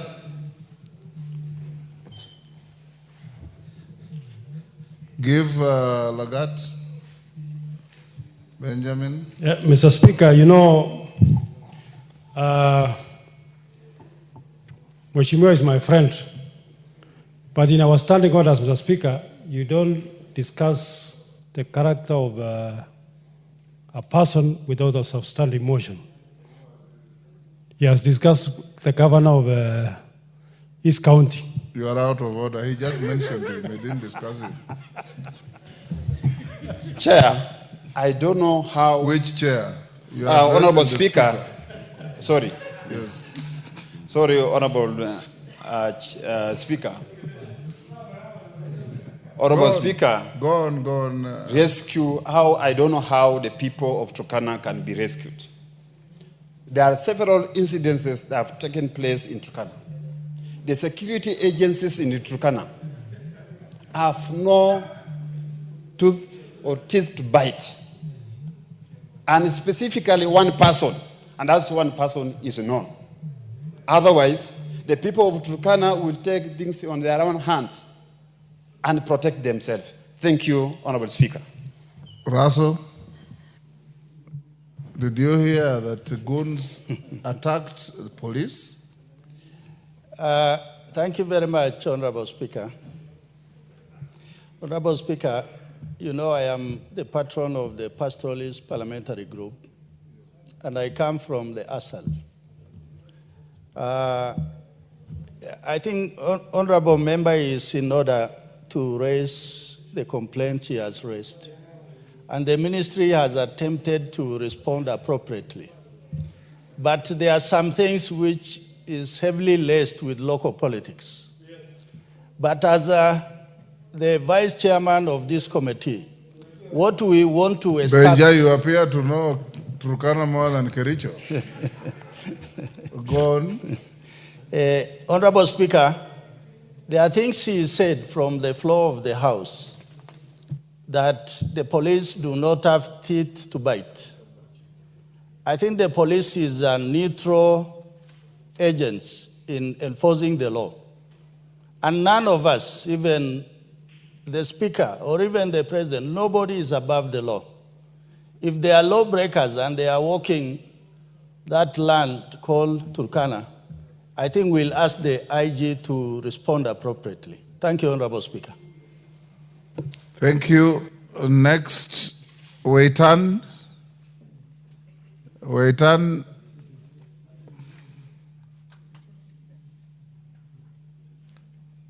Yes, member for Turkana North.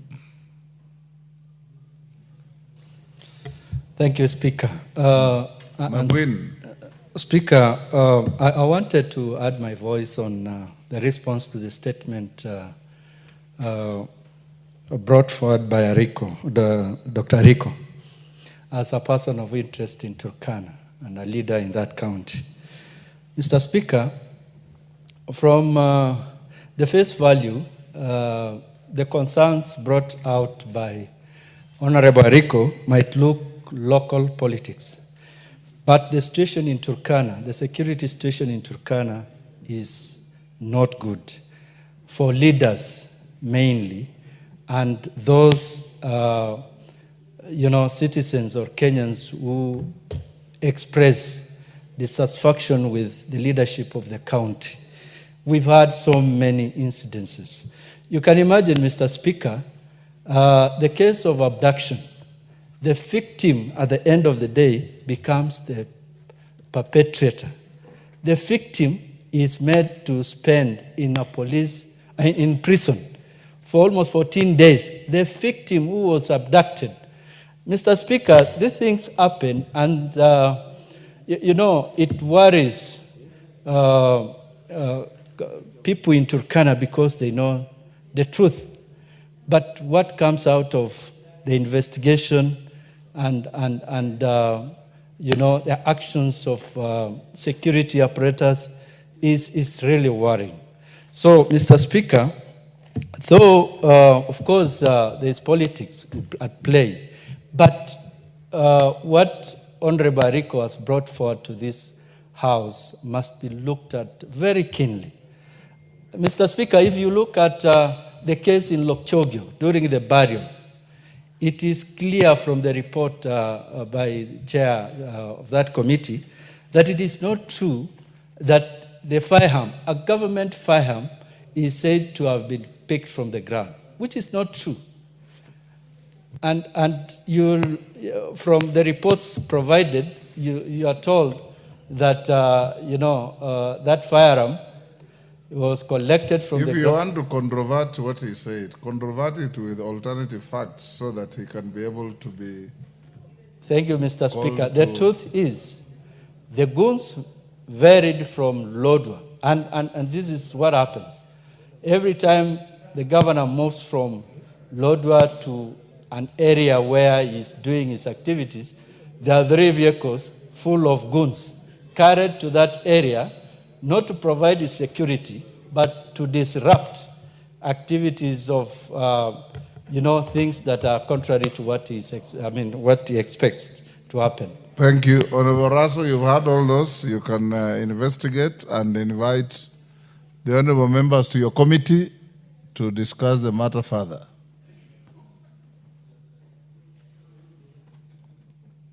Give Honorable Raso the mic. Thank you, Honorable Speaker. We are well guided.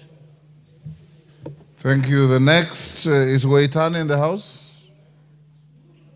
Honorable Waitan, there's a response to a statement about management of Hajj programs have been requested by Honorable Bashir, that consultations and discussions are still going on, and we put off the matter to next week. So the matter is stayed to Wednesday afternoon next week. Hopefully you'll have finalized what you are doing. Joyce Bensouda, she's not here. Chairman Education. Where's Bensouda? Yes, Eve Obara. Give Eve the mic. You are not Joyce Bensouda by any chance, are you? No. I am the Vice Chair for Education. So you are ready to respond? Yes. Bensouda is not here. Bensouda was here and I've tried to reach her. If Bensouda is taking tea, it means she is not interested in prosecuting her request. So it is dropped. It's not dropped. We stay to next week. You can respond. Yes, yes, Wangari? Mr. Speaker, not on... Vice Chair, hold on. Is on the same issue? It was on education, Mr. Speaker. So let me finish with this first.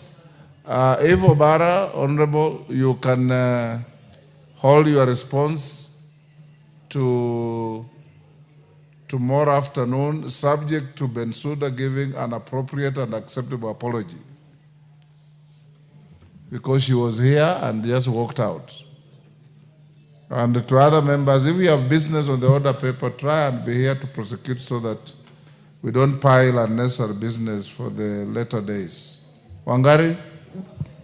Thank you, Mr. Speaker, for indulging me. Mr. Speaker, allow me to raise a matter which I think may not wait for the normal statement route, the matter of capitation in schools, Mr. Speaker.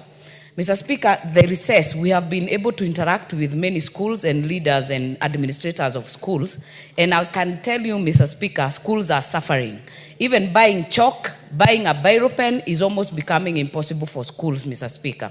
So, Mr. Speaker, the explanation the ministry has been giving through the media does not hold water because they say they are verifying. This verification should have been done during the holidays when the children were home. Mr. Speaker, this term is very short.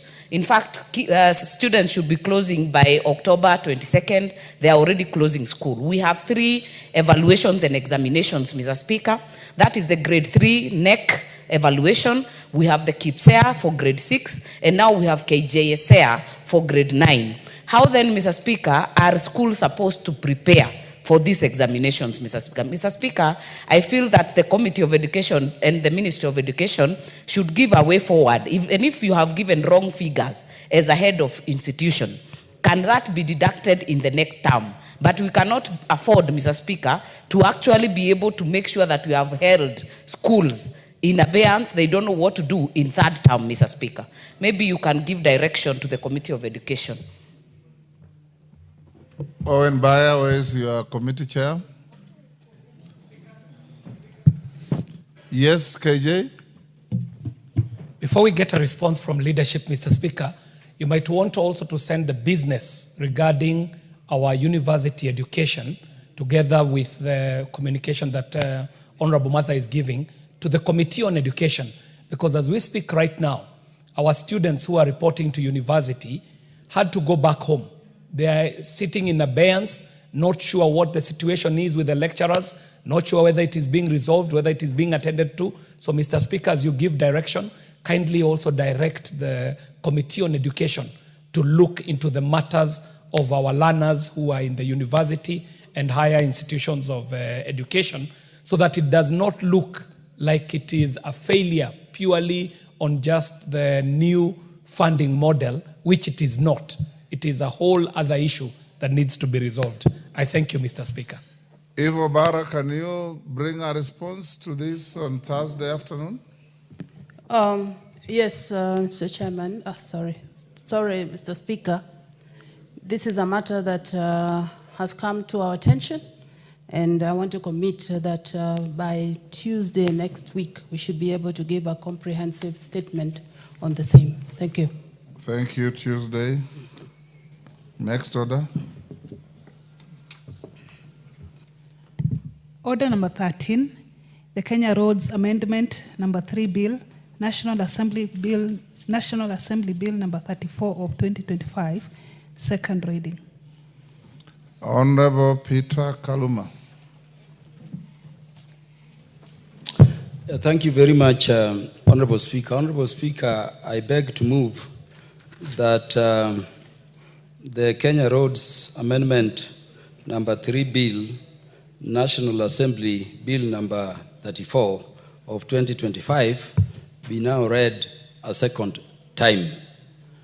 Honorable Speaker, this bill, though appearing in my name, is brought on behalf of the Legislative Caucus which you constituted to help the House with directions on legal and litigation matters that involve Parliament. That team you constituted, Honorable Speaker, is convened by the Honorable Dr. Otiende Amolo, Senior Counsel, and the Honorable Samuel Chepkonga, also Counsel. And the team, Honorable Speaker, brings together all members of Parliament who are learned, and I'm emphasizing learned in law, who are willing on a pro bono basis to intervene as and when the Honorable Speaker requires. Honorable Speaker, I want to thank you for opening up that caucus to every person of a good legal mind who is willing to be there. I've not seen Honorable Speaker, Honorable Karoli Omondi, but he's one of our best brains here, and I hope he'll be notified now that he's aware that legislative caucus is existent to involve, so that in those matters for which, Honorable Speaker, you've constituted the legislative caucus, Parliament can benefit from his good brain. Honorable Speaker, I therefore, Honorable Speaker. What's your point of order, Honorable Owen? Honorable Speaker, the Honorable Kaluma is my senior in many ways. But when he says the few learned members of Parliament, he needs to qualify it to say learned friends, because that's what it means, the lawyers. Because there are many other learned professors here. But to say learned legislators, he needs to qualify it. And when he also says best brains, he needs to qualify it and say best brain in law, because there are other best brains, Honorable Speaker. I think that he needs to put in perspective so that other members here, so he does not sound condescending. We've had you. Okay, Honorable Kaluma. Are you so guided? Thank you. It has given me the opportunity to consult the desk, Honorable Speaker, and the desk was concerned that it is possible I may not have moved. I moved. Yes, you moved. But for the avoidance of doubt, let me just reiterate that I beg to move that the Kenya Roads Board Amendment number 2 bill, National Assembly Bill number 34 of 2025 be now read a second time. Honorable Speaker, Honorable Owen Baya intervened when I was thanking the Legislative Caucus for permitting me to move this important bill on their behalf. And I want Honorable Dr. Otiende Amolo, Senior Counsel, to return my compliments to the Legislative Caucus for I'm doing this on behalf of them together. Honorable Speaker, it has also been the view of the Speaker that matters which can be resolved by the leadership of the nation be so resolved without recourse to litigation. And so, Honorable Speaker, I wanted to thank you also for appointing me separately to lead a team which included the Majority Whip, the Honorable Silvanus Osoro, the Honorable Marianne Keitany, the Chair of the Committee in charge of Roads and Infrastructure, the Honorable George Kariuki, and the Honorable Naisula Leisuda, among members, to lead and engage the Council of Governors in negotiating this matter of the roads maintenance fuel levy. Honorable Speaker, I did report to you, and I want to report again that we did all the best we would do to secure that the Council of Governors, bringing together governors of our country, together with the members of Parliament, resolve this issue out of court process. And I thank that team, which, Honorable Speaker, you constituted to work together with me in that endeavor. Honorable Speaker, before I go into the meat of the matter, permit me also to thank the Council of Governors under the leadership of Dr. FCPA Abdullahi Ahmed for what I saw on their part in terms of the leadership they are giving the Council, and particularly the Chair himself. We had several meetings. The most important, Honorable Speaker, was at the Council of Governors offices. And by the way, it was clear from their attitude and ours that the venue where we were meeting to take up these important matters, as people favored to be national leadership now, away from the court, was very pleasant and was commendable. Honorable Speaker, having said all that, let me also thank the Chair of the Departmental Committee in the National Assembly in charge of Roads and Infrastructure, the Honorable George Kariuki, and the membership of that committee. Not only, Honorable Speaker, for joining us in those endeavors to resolve these matters, which ultimately we agreed required the intervention of this Parliament. And I'm saying Parliament to include the National Assembly, Honorable Speaker, and the Senate, and he joined us through all those meetings. I also want to thank that committee, Honorable Speaker, that because of the urgency of this matter, the committee put aside every work they were doing, Honorable Speaker, to undertake those constitutional requirements under Article 118 regarding public participation, and they did very detailed and expeditious public participation. I've read their reports. I believe the members, because of the importance of this matter, have also read it and benefited a great way from the suggestions they are making, not only in supporting this important bill around the maintenance of roads across the country, but also by way of the improvements they are suggesting. And at the right time, Honorable Speaker, we will be able to listen to the thoughts they are proposing and agree. Honorable Speaker, despite all those efforts, a judgment was ultimately delivered by the High Court of Kenya in Petition 423 of 2024. That judgment faulted the two bills we are seeking to bring amendments to by way of this bill. And Honorable Speaker, a judgment says largely two things.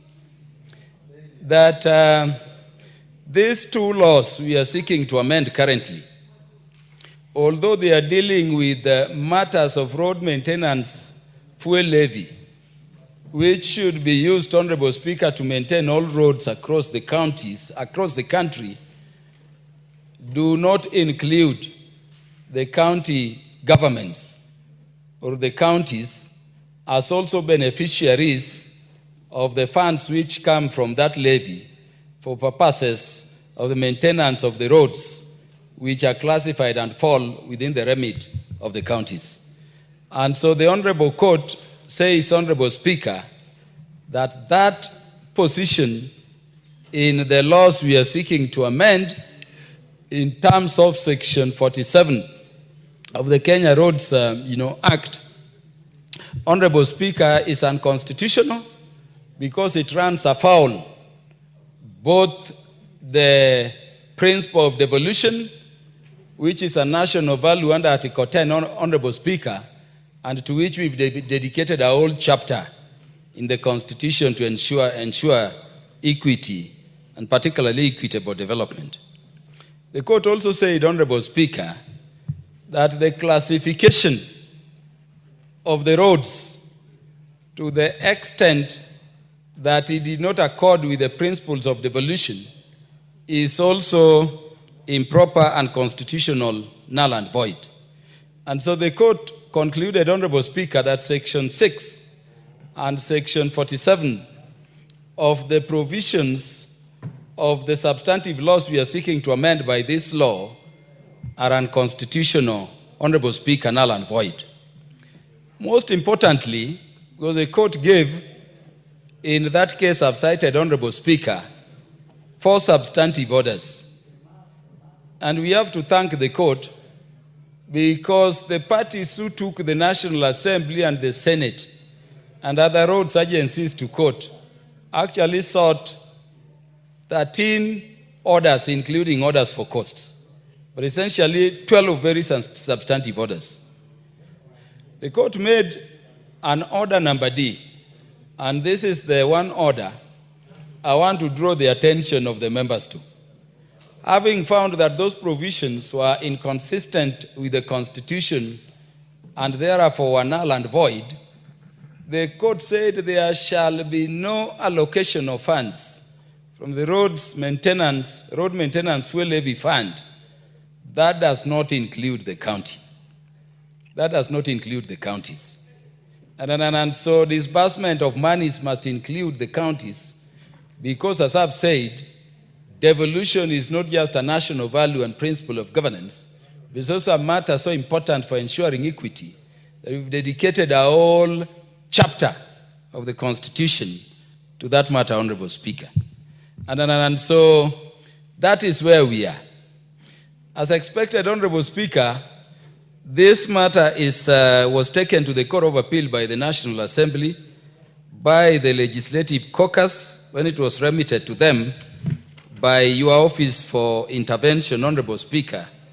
And Honorable Speaker, there is an appeal.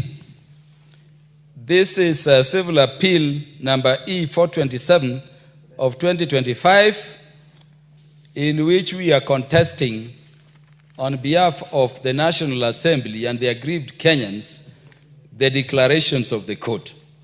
Within that appeal, Honorable Speaker, we did seek orders from the court of a conservatory nature, suspending the operation of the judgment until that appeal is heard on its merits and determined.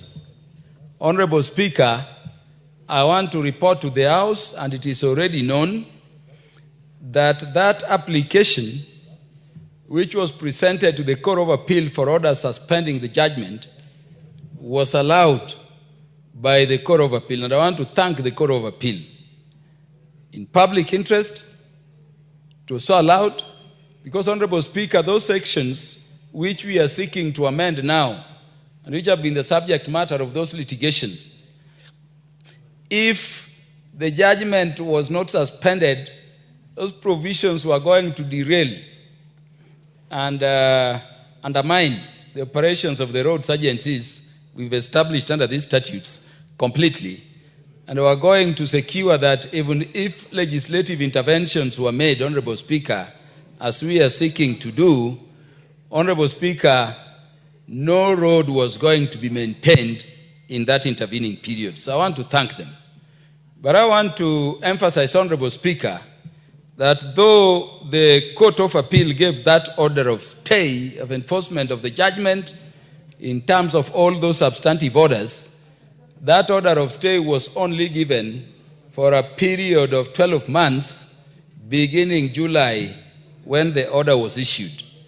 So what it means, Honorable Speaker, is that if the appeal is not heard and a favorable determination made by July next year, the bad situation for which stay was sought and given by the Court of Appeal was not given. Honorable Speaker, I have absolute confidence in the success of the appeal that is pending before the Court of Appeal, filed by the National Assembly and the aggrieved roads agencies. And I have no doubt in my mind, Honorable Speaker, even as I move the consideration of this bill by the House, that there is a chance, and a very high chance and probability, that that appeal must succeed.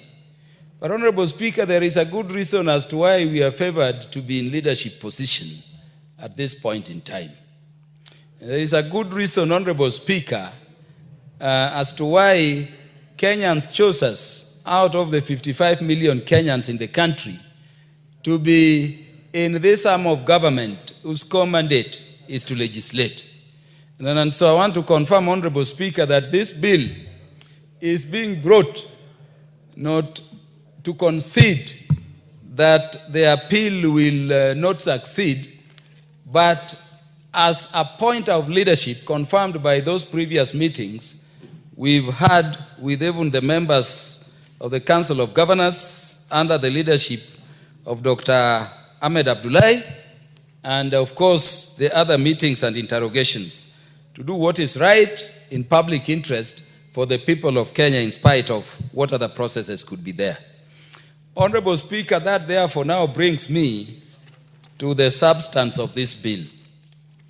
It's a very short bill. We are effecting amendments to a number of provisions in the Kenya Roads Act and in the Kenya Roads Board Act.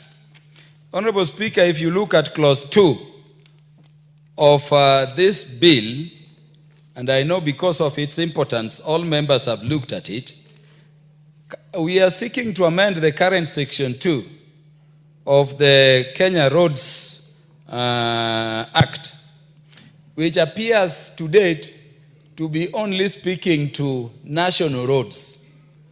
I understand that is so, Honorable Speaker, because that law was enacted well before the current constitution.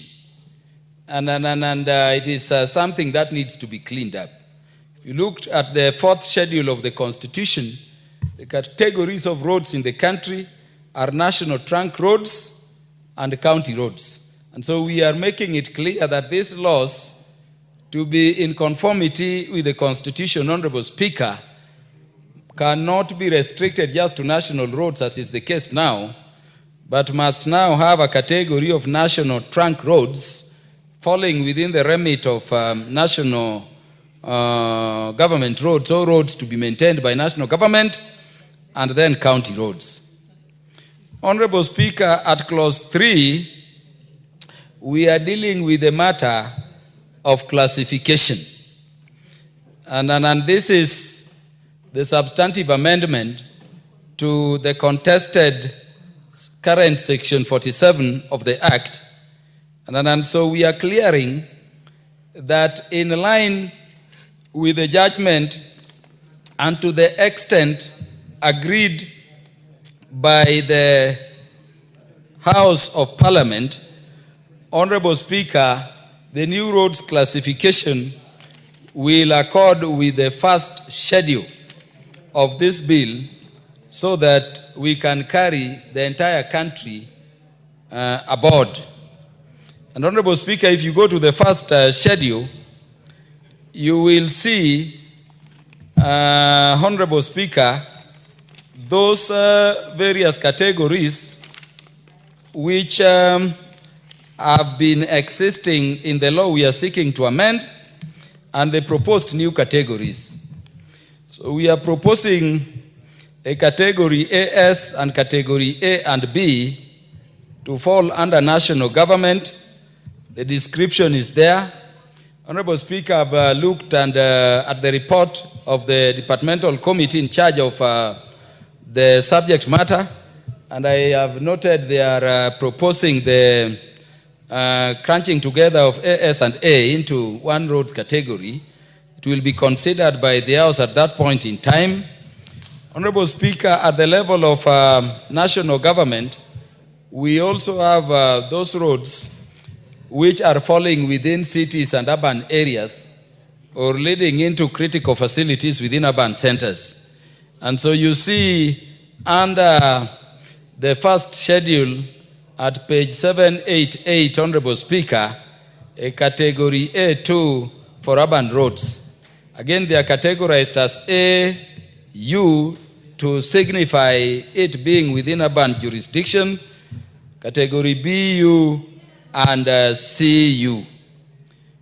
In terms of rural roads, Honorable Speaker, falling within the mandate of the national government for maintenance, at page 789 of the bill, there is category C, which has not been amended much. It is what is currently existent, Honorable Speaker.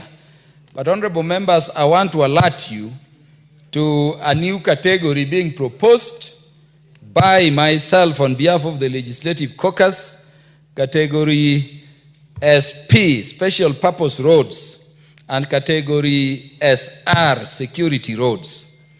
The Special Purpose Roads are described as roads providing direct access to places of specific national, social, or economic importance, including industrial and commercial areas, and government institutions such as schools, hostels, if they were to be national government referral facilities falling within the remit of national government, prisons, government housing, and such national government facilities.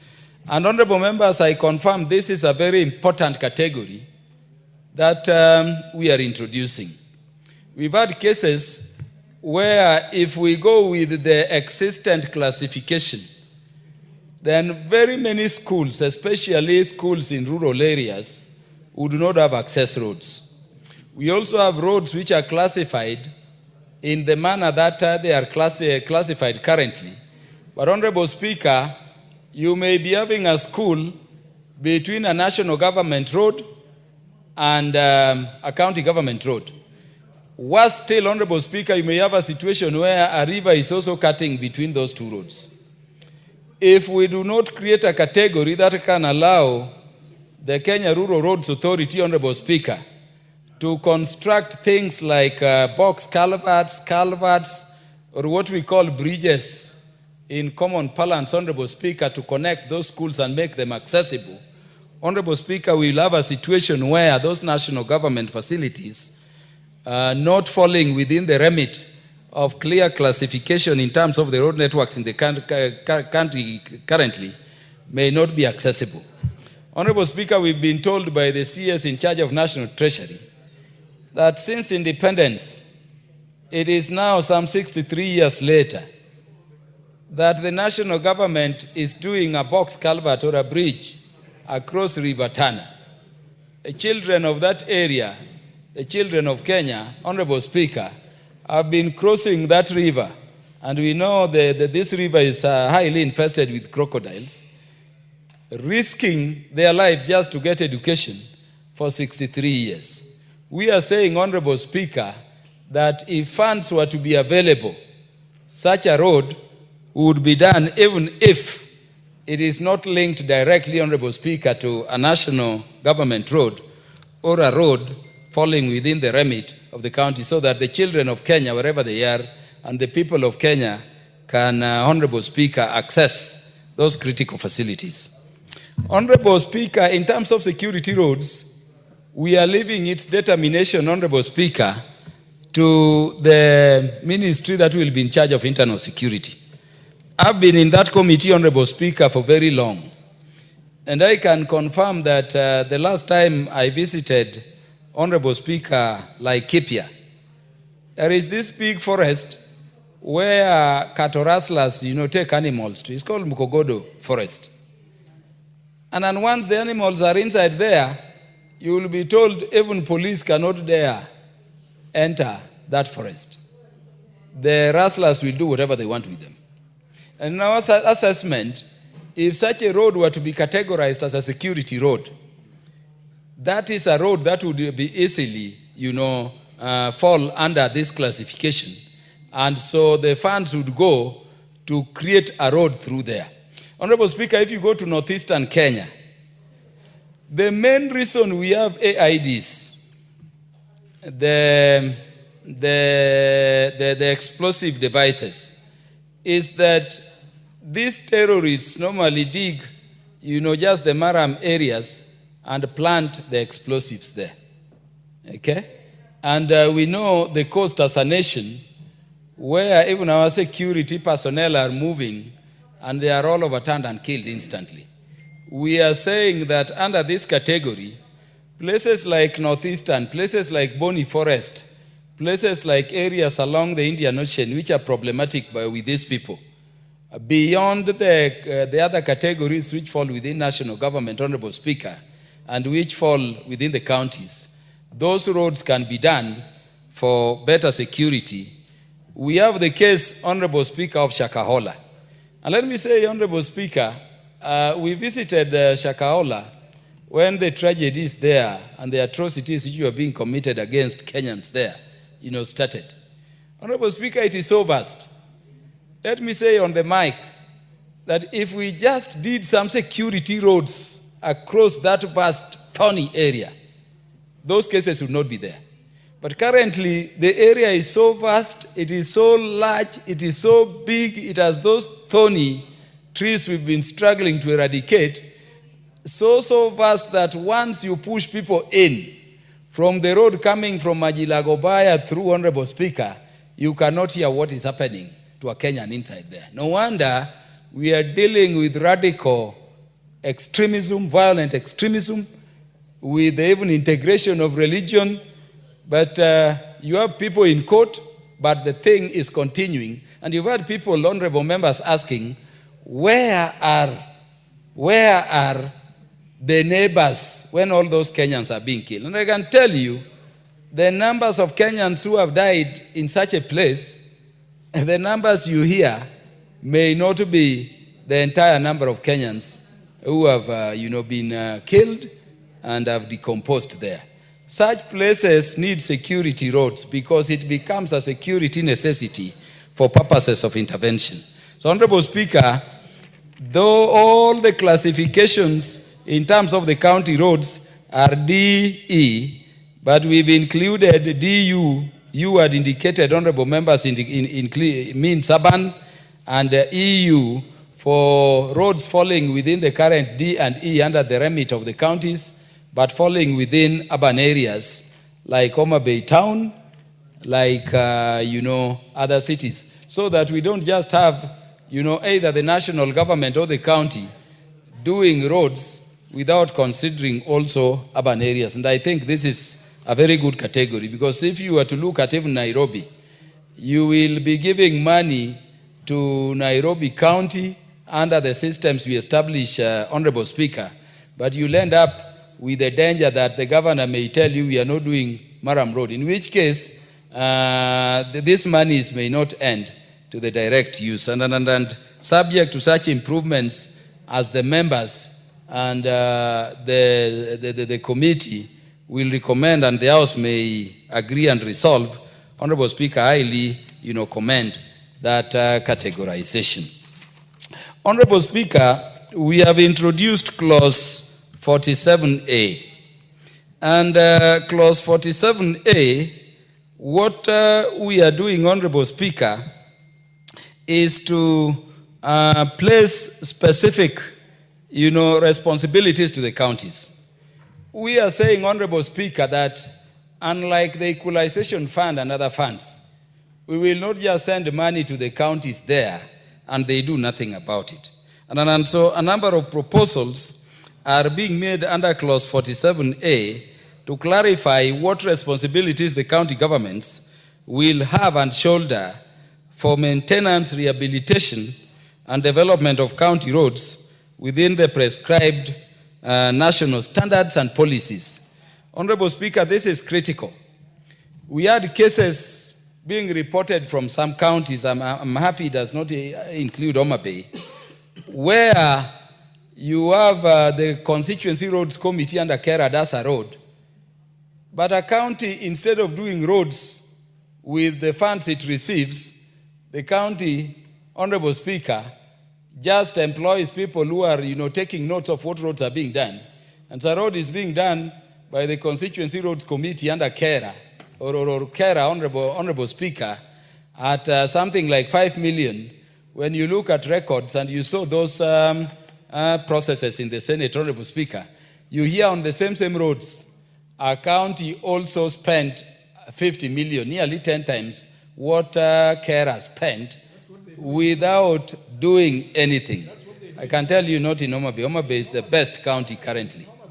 Top class county. And a female governor who is the best in this country currently. Yeah, Honorable Speaker, Honorable Kajwang is a son of Mutembei. He has a polite way of distracting me. and we've dealt with it. Yes, Honorable Speaker, we are putting clear responsibilities, and there are a whole array of them. So that unlike equalization fund, which you send, and you were sending them here the other day, you have no follow-up system in terms of what is being done. We now want the counties to create even a department in charge of roads, employ qualified people there. An account will be opened, Honorable Speaker, with the central bank. This money goes, and for audit and accountability issues, it is very, very easy. Honorable Speaker, at clause 47, we are dealing with road signage, and I think it is tied to the processes we did. We need it to be clear, Honorable Speaker, that when there is...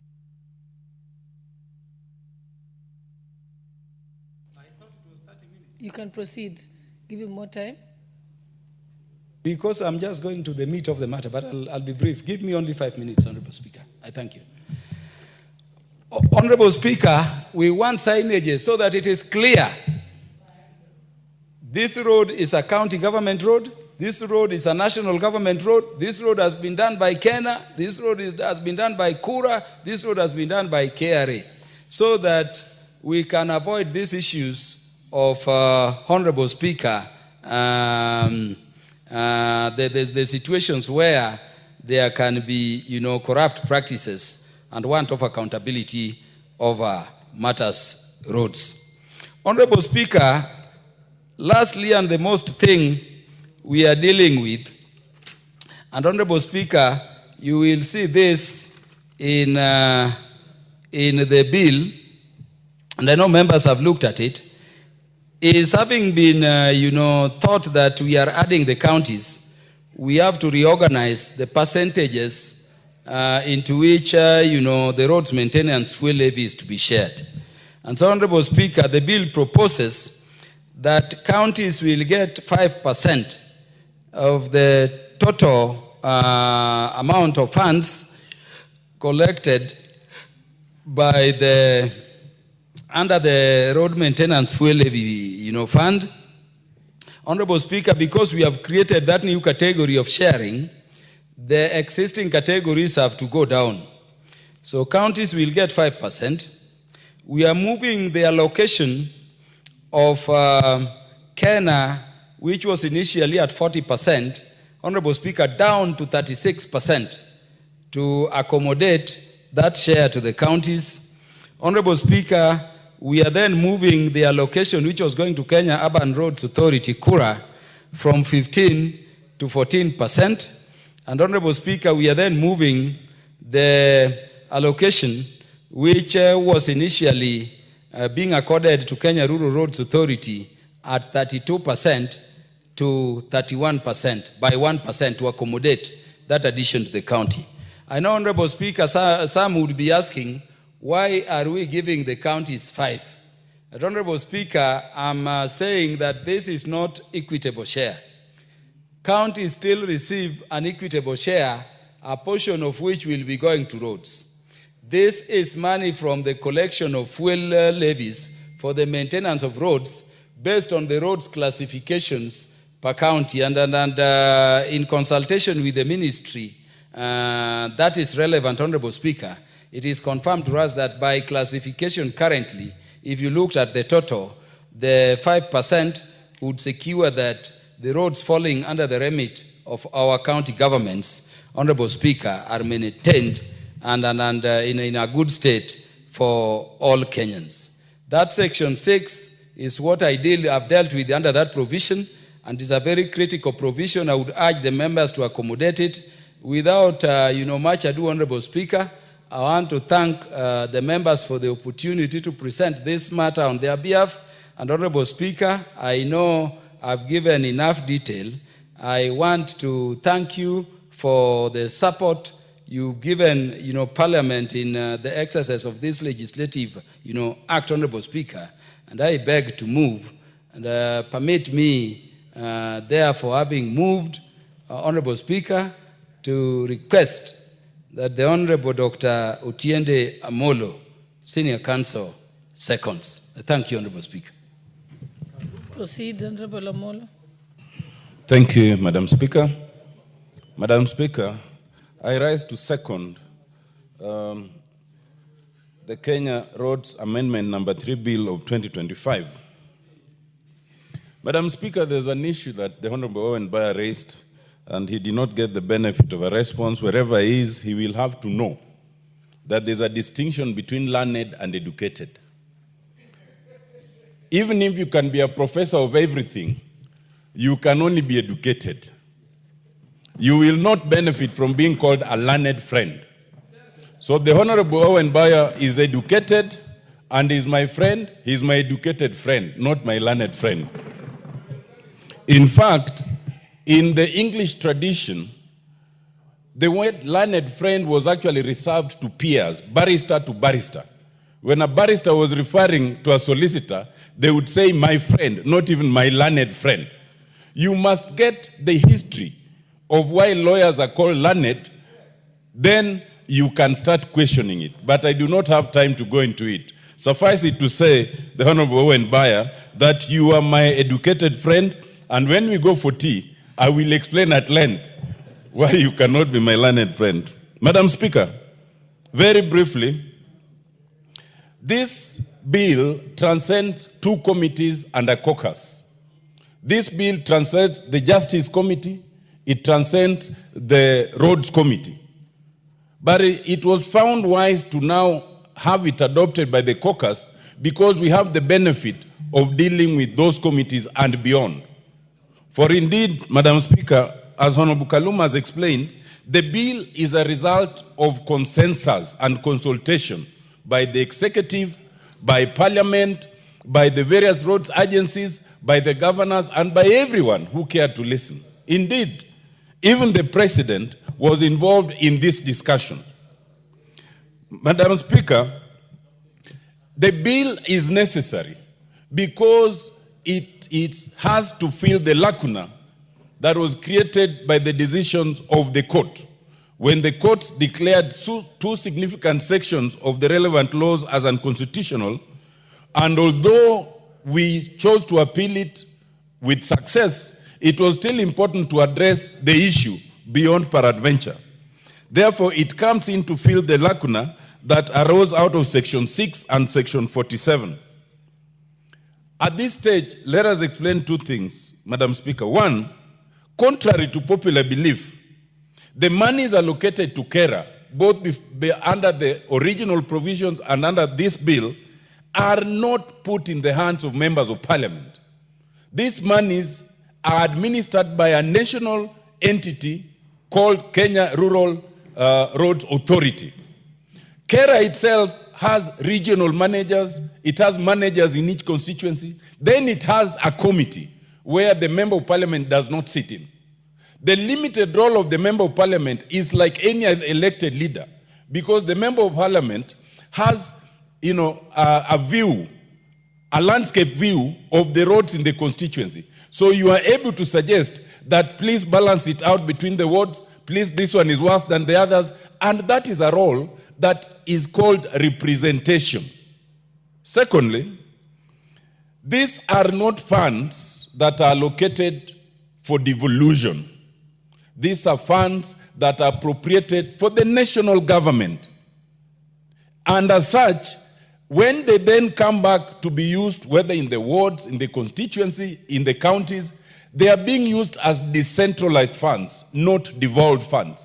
And therefore, those who argue that we should abandon this because of devolution are missing the point. This is not money meant for devolution.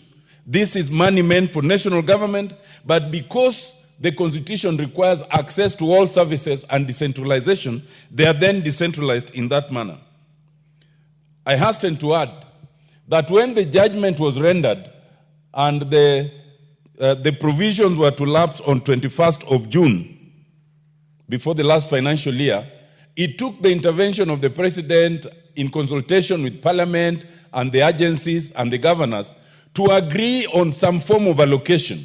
And I believe what was agreed was 35%, and there was a balance of 30%, which on behalf of the members of Parliament, we will be requesting that now it should be released pronto. It has not been released to date. It ought to be released immediately. Madam Speaker, Section 2 does what has not been done before by reclassifying roads as national and county. And then the national roads are reclassified as highways, urban roads, and rural roads, which is very important. But what's most important is to understand that the classification is not at random. The classification is done by the CS for the time being in charge of transport, but on a very scientific basis, which is also outlined. And it is done every 5 years in the event that some road has now mutated, either to a better one or a worse one, so that every 5 years the CS is required to do that. In doing so, it is expected that any road that is being worked on, there must be signage, as Honorable Kaluma had said. But what's important with the signage is not just indicating that this is now done by the county or Kera or Kura. 3 things are important. One, so that you do not misuse funds. There have been cases of one road being claimed to be done by 3 different agencies. The second one is so that people would know exactly how that road is to be done. Maybe it's a low-volume tarmac road, and then you are maramming it. So the signage must indicate clearly that this is low-volume tarmac road of this size and of this depth. Thirdly, we do not want the use of these roads for campaign purposes. Especially the governors are notorious for this. They classify, then they put their name, then they put their image. That is specifically prohibited by this bill. You can now not do that. I think the image, it is prohibited. I think anyone who wants to understand the essence and the crux of this amendment should go to page 790 in the amendment to section 6, and you will see how it is all done. For interest of members of parliament, what was allocated in terms of Kera at 22% has only reduced by 1% to 21%. Given that we must accommodate a new category of monies now being sent to counties under this act, all the other categories were equally reduced. So it's not unique to Kera, for the benefit of members of parliament. And I think the rationale there for 22% reduces to 21, what was 40 comes to 36, what was 15 comes to 14. The parks get 1% and 1.5% for administration. Overall administration, 1.5%. The counties get 5% and all those others. Madam Speaker, this is a negotiated document. As with all negotiations, there are those who will come later and disown it. They will say we want more. We were not given time. In negotiations, you can never get everything that you want. And I want to assure the county governors that the amount allocated here in percentage is not necessarily a right, but it is out of respect for the decision of the court, which we could have chosen to contest, and we did. But we see no point in having endless contests, and therefore it was decided that we accommodate the counties even within the national government share of revenue as proposed. Madam Speaker, I second.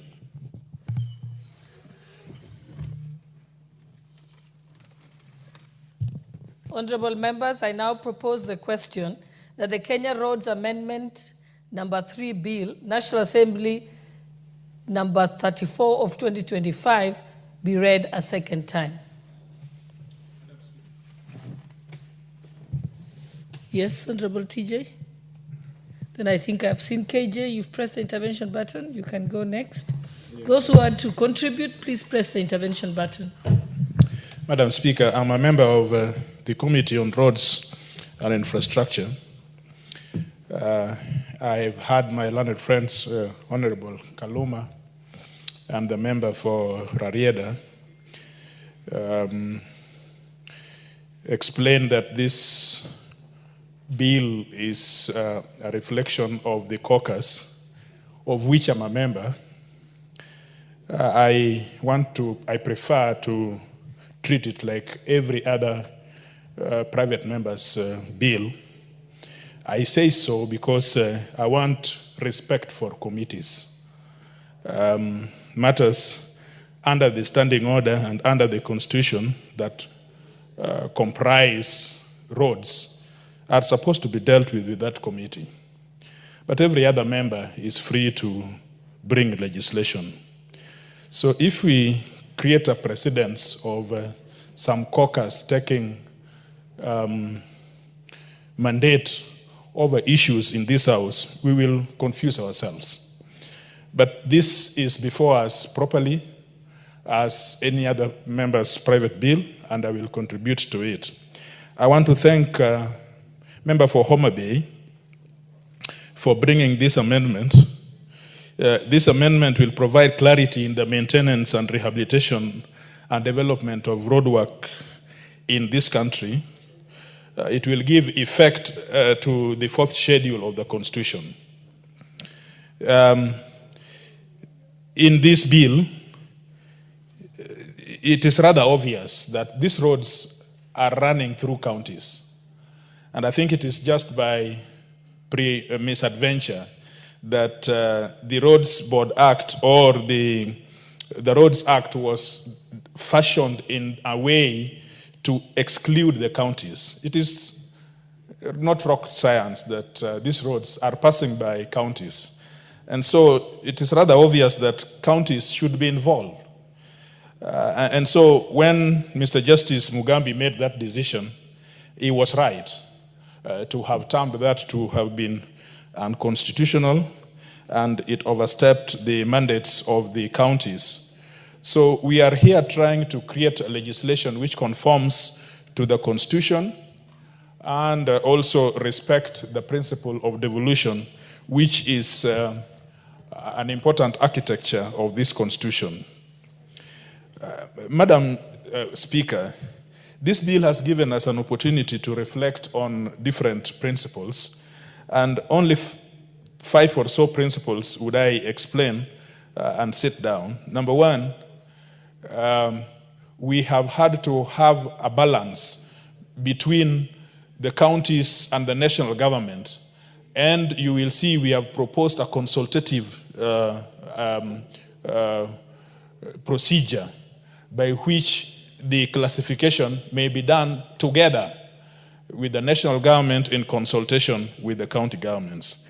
The second thing it has allowed us to see is when monies are sent to the counties, and Honorable Kaluma was just shy to explain, but I think he tried very hard to hide it, that there are those counties that receive money, and instead of applying them to the specific issues, they divert them into other issues. So that in this bill, we have reflected and put something which looks like a conditional grant. If you receive money, you must use it for roads. you can't use it for something else. We want countries and we want to encourage counties to build roads. We want to see roads in our counties. We even want to see a kilometer of a county, of roads that is in the name of a county. I've never seen any of those. And so, you get this money, you must use it on roads. And we have reflected that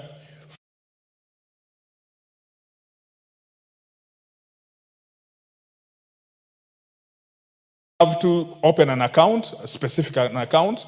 That money is deposited in that account. This, I am sorry, this belongs to a senior member from Mutembei.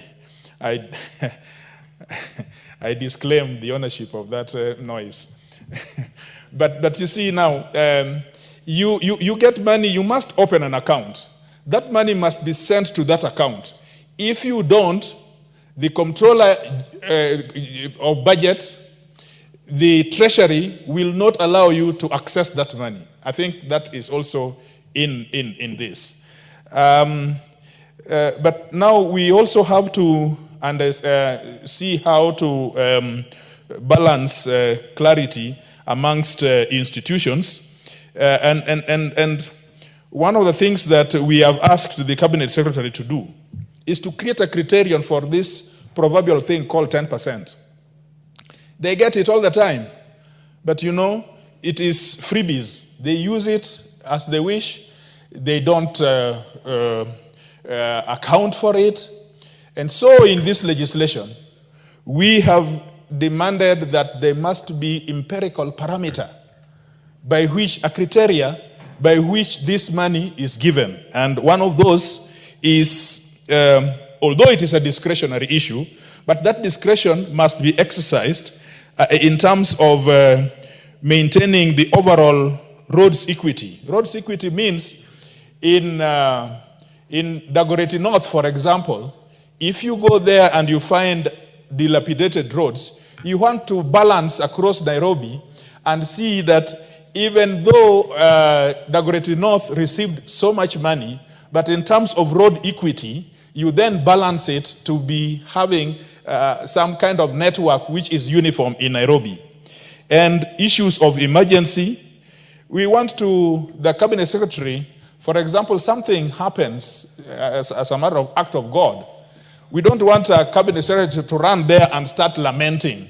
He must have some money in his hands to be able to fix that problem. And primary oversight of these agencies, and so forth and so on. And so the last principle which we have seen, I do not want to go into this percentage because this percentage will be open to members, some of them more qualified in mathematics than I have. I just want to talk around issues of principle. The last one is city roads. Everybody here thinks about rural roads. I mean, beautiful.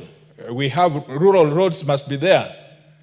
But didn't you know that if you lived in Nairobi, as all of you are living in Nairobi, once you have stepped out of Express Highway, you must reach your home. You must reach your home. Who thought that you will fly or you will crawl into your house without going through a road? Now that road is not under Kura. That road is not under Kenya. And yet that road must exist. If you leave it for the county government, for 5 years I've lived in this Nairobi, I've never seen an inch of that road. So how do you want to live in your palatial home in Karen or in Runda or wherever you are? And so, in Kaluma's bill, a lot of thought went inside it, but only concentrated in the rural roads, the highways, and all those beautiful things. But now in the committee, we have thought through it, and we have said the last connectivity in city roads, that in cities, there will be a last connectivity if then the roads are coming from the highways to the arterials within the estates and the residential areas. So that therefore ring-fences some of those roads that are giving you the connectivity into some of your homes and in some of your supermarkets that you would want to be. I thank you, Madam Speaker, because this is coming at the right time. I would have thought that this House should be full, because this is an issue which concerns each one of us. But I really thank you for giving us an opportunity to deliberate on this matter, and I support this bill. Thank you very much. Honorable KJ, then we'll come to you. Member for Chuka. Madam Speaker, I thank you, and I thank you profusely for giving me this very pole position to debate an important piece of legislative proposal as has been presented by the Honorable Kaluma, and I must thank him for moving such a good bill, and also I must also thank Honorable Otiende Amolo for unpacking it. But more importantly, I must thank Wakili TJ Kajwang for bringing it home, defining it according to the principles that are going into this bill, as opposed to the detail of the monies and the math of how it is going to be split, because that is neither here nor there. We are here because of the principles behind the matters that have got us to this place. And Madam Speaker, I must also thank Honorable Kaluma for assuring us that whatever is happening in the courts has its place. But Honorable Speaker, this matter belongs in Parliament. Parliament is not supposed to be a house of lamentation. This is where we make the laws. And if there is an issue that is affecting the people that we represent, then let's bring it to the House, let's canvass it, and let us debate it and pass it as should be passed, Madam Speaker. So I am glad that this is finally before us after such a long season of lamentation, and especially that which was occasioned by the issues around RMLF and our contest between Parliament and the governors. Madam Speaker, this bill, as I am seeing it, is seeking to primarily first align the whole road sector with our new constitution. Madam Speaker, when we were doing the laws as country, around the laws, we are seeing that some of these laws are coming after the constitution has been passed, but they're not aligned to the new constitution. So, Madam Speaker, one of the things that we are seeking to do is to first align this to the new constitution so that it speaks to new realities of the new constitution, the counties, the devolution, and so on. Madam Speaker, another main issue that makes me want to support this is the classification and the attempt at classification of our roads. Madam Speaker, what has been happening is criminal even. Madam Speaker, there are instances where we have seen county executives going to look out for roads that have been done by Kera, roads that have been done by Kura, and they go and erect signboards claiming to have done these roads. A criminal offense, Madam Speaker. They knowing too well, only too well, that there might not be any person coming after them to check whether that road was done by the county or whether it was done using national government resources. And I want to add weight to what the Honorable TJ Kajwang said, that we who are representing people in urban areas, we who are representing people in city counties, we find ourselves so disenfranchised because when arrangements are being made for resource allocation, people assume somehow that cities are already resourced for. But the Honorable TJ Kajwang can tell you for a fact that some of the better roads that have been done in Nairobi City County have actually been done by Kenya Rural Roads Authority. In constituencies like the Dagoretti South constituency, Madam Speaker, some of us came to the city in 1969. Dagoretti South as a constituency was brought into the city precincts in 1969. Previously, Dagoretti had been in Kiambu. What happens, Madam Speaker, is that then constituencies like Dagoretti South being brought into the city so late in the day, have to play catch up to bring city infrastructure into being. Key among them, roads. But in the recent past, Madam Speaker, what we have seen is that even as we are depending on government to bring us up to speed with the city status, we realize that we suffer a unique problem. Because in a place like Nairobi City County, we rarely get to see the county making any roads. In fact, Madam Speaker, the biggest job that the county does is to destroy the roads that are already done. For example, Madam Speaker, as we speak now, I am a jittery person because a road that was done only so recently by Kenya Rural Roads Authority, Wanyeklos, today has been excavated by City County so that they can do whatever they want to do. It could be a service line, it could be electricity, it could be connectivity to Wi-Fi, but I think this one is an issue to do with sewerage. But every time that the county destroys the road, putting these facilities, they rarely come back to repair the road. And in fact, Madam Speaker, I'm saying it from the floor of the House here today, that we're putting the county, Nairobi City County, on notice that each time you destroy these roads, please come back and repair them to the status that you found them in.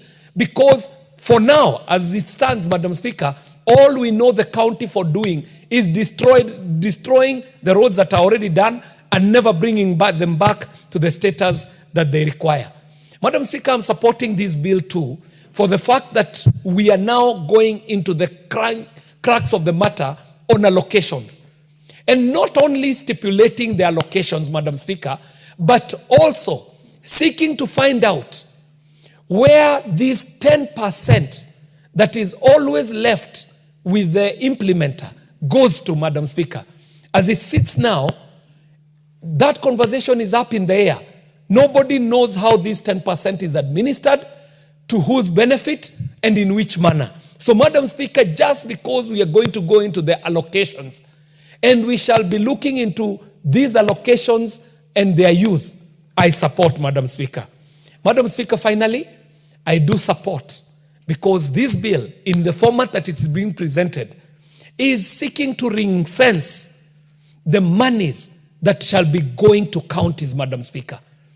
Madam Speaker, we have seen with devolution that when we do division of revenue in this house, and the money goes to the executives in the counties, rarely are they accountable to the house that did the division of revenue, and the excuse is normally that they should be superintended over by county assemblies.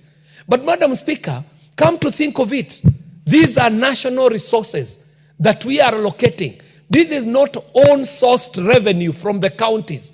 Counties themselves are not working hard enough to create their own revenue. But they are very quick to come to the table for the division of the cake on the national revenues as have been collected, Madam Speaker. So the fact that we shall be ring-fencing roads monies within the county budgets, that alone for me is reason enough for me to be supporting this bill. Finally, Madam Speaker, I do think that the push and pull between ourselves and the county executives is unnecessary. What this parliament has been able to do, even in the absence of good frameworks like we are putting up today, even just on RMLF, Madam Speaker, has to be celebrated. Madam Speaker, I know you're a proponent of the bottom-up economic transformation agenda. And in Bita, when we were campaigning, one of the things that we were talking about is how we shall make Kenya a saving nation.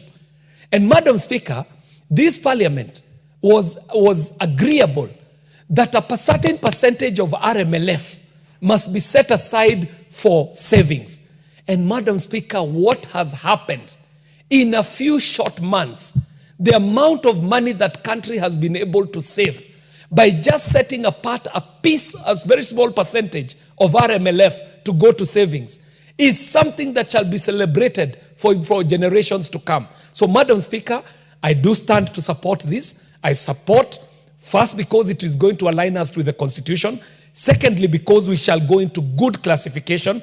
Thirdly, because we shall make allocations clear and transparent. And finally, the fact that we shall be able to ring-fence the roads monies that go to county are good reasons enough for me to support. And in the third reading, Madam Speaker,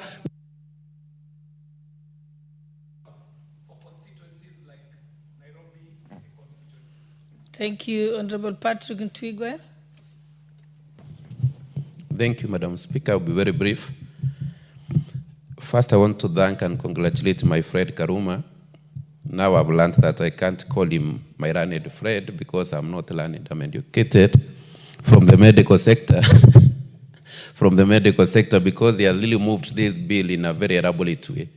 It was so clear, even to those who might not have learned the bill, the way he has gone through it now, it's so clear to everybody. I want to say two things. One, there has been so much corruption in the road sector because of poor classification or not very clear classification of roads. Because county governments, calling themselves government and independent, you do a road, tomorrow they process, document and pay. So this classification of roads is very good at it. It has come out very clear on how roads will be classified. And I want to thank my neighbor at home, Justice Mutembei, who made that ruling, because it opened our eyes as members of parliament that we needed to register and stop crying. Finally, we are there now. Instead of crying, we are there. We are having a law now that will guide how monies will be shared. And my friend Karuma was very clear that the court ruled that any disbursement of money must include the county government, must include. So the court did not stipulate a figure that should go to county government. And that committee, where Honorable Karuma sits and the other learned colleagues, has been so magnanimous even on the 5%, because the court did not dictate on a percentage. But I believe that 5% is good for county governments. But even as we say we have ring-fenced the 5% for roads, we passed a law in this parliament again ring-fencing money for primary health care, FIF. I've just been around the country. The money is not ring-fenced. It's going to hospitals, and governors are asking for it to be returned back to the county accounts. So even this for launchers, we ring-fence the 5%. How will we make sure that the money is ring-fenced and it remains money to do roads? Thirdly, as this debate was going on between members of parliament and governors, at times I would listen and wonder when governors say loans, you know, loans are in counties. So I was wondering, what constituencies are where? Because when somebody says loans are in counties, so the ones we are doing are in where? In another country, I'm aware of the, when we claim that loans are in counties. Secondly, there's a point that was listed by Karuma that was very important, that loans that go to critical infrastructure like schools, like hospitals, like police stations. Because, for example, in my constituency, using it as an example, we have so many livers at the liver bench, you find there is no road leading to a school, but we need a bridge to connect children to that school. So when it rains, you find children have to go loud, like 10 kilometers to reach a school that is 100 meters away. But you can't do a bridge there or a culvert because there is no road classified at the Kera there. But now with this classification, it's easier to build a bridge and say this is leading to a critical infrastructure. We have a school in that place. And finally, I want to say that in urban centers, like it has been said by my friend from Dagoretti, we have had a big problem in urban centers because you find Kura has taken very few roads in urban center. The rest don't fall at the Kera, and you are told that is a municipality. That's where most of the population is. You can't help, you are helpless because you can't do a road for them. So this classification will sort so many issues that we face as members of parliament. And finally, I think as members of parliament, we have been pushed to a corner that every time we are defending ourselves, that Kera money does not come to a member of parliament, CDF does not come to a member of parliament. We have been pushed to a corner that it looks as if a member of parliament is not to go near money anywhere. So we are always defending ourselves. And I always ask myself, When we say money will remain in national government, so does it remain with the president? When we say money will go to counties, is it given to the governor? Or why is this we are so afraid of that when money goes to KERA, when money goes to CDF, we are always defending ourselves that it is not coming to us? So where is the law of representation? Because we see members of parliament also represent people. Because it seems as if we have been pushed to a corner where we are so shy that we must always keep on defending ourselves. Do governors defend themselves that money that goes to county does not go to governor? So the president should keep on defending himself that money that remains in national government does not come to me. And we also need to understand the place of decentralized funds. I think Adam Kibaki is when we started decentralizing little funds in education, in loans, and that's why even the issue of devolution came. We saw this is something that can help. Go to any county today. If you see a good road, don't even look for a signboard. Know that that is a KERA road. You don't even need to look for a signboard. If you see a motorable road in our rural places, you know that is a KERA road. So I support this bill, Madam Speaker, and I stand to say that now let this debate last. And Karuma has listed a very important point. I was wondering, are we in court and still doing this law? But I said it's a two-pronged approach, hoping for a best determination in court, but having a lasting solution through this bill. I support, Madam Speaker.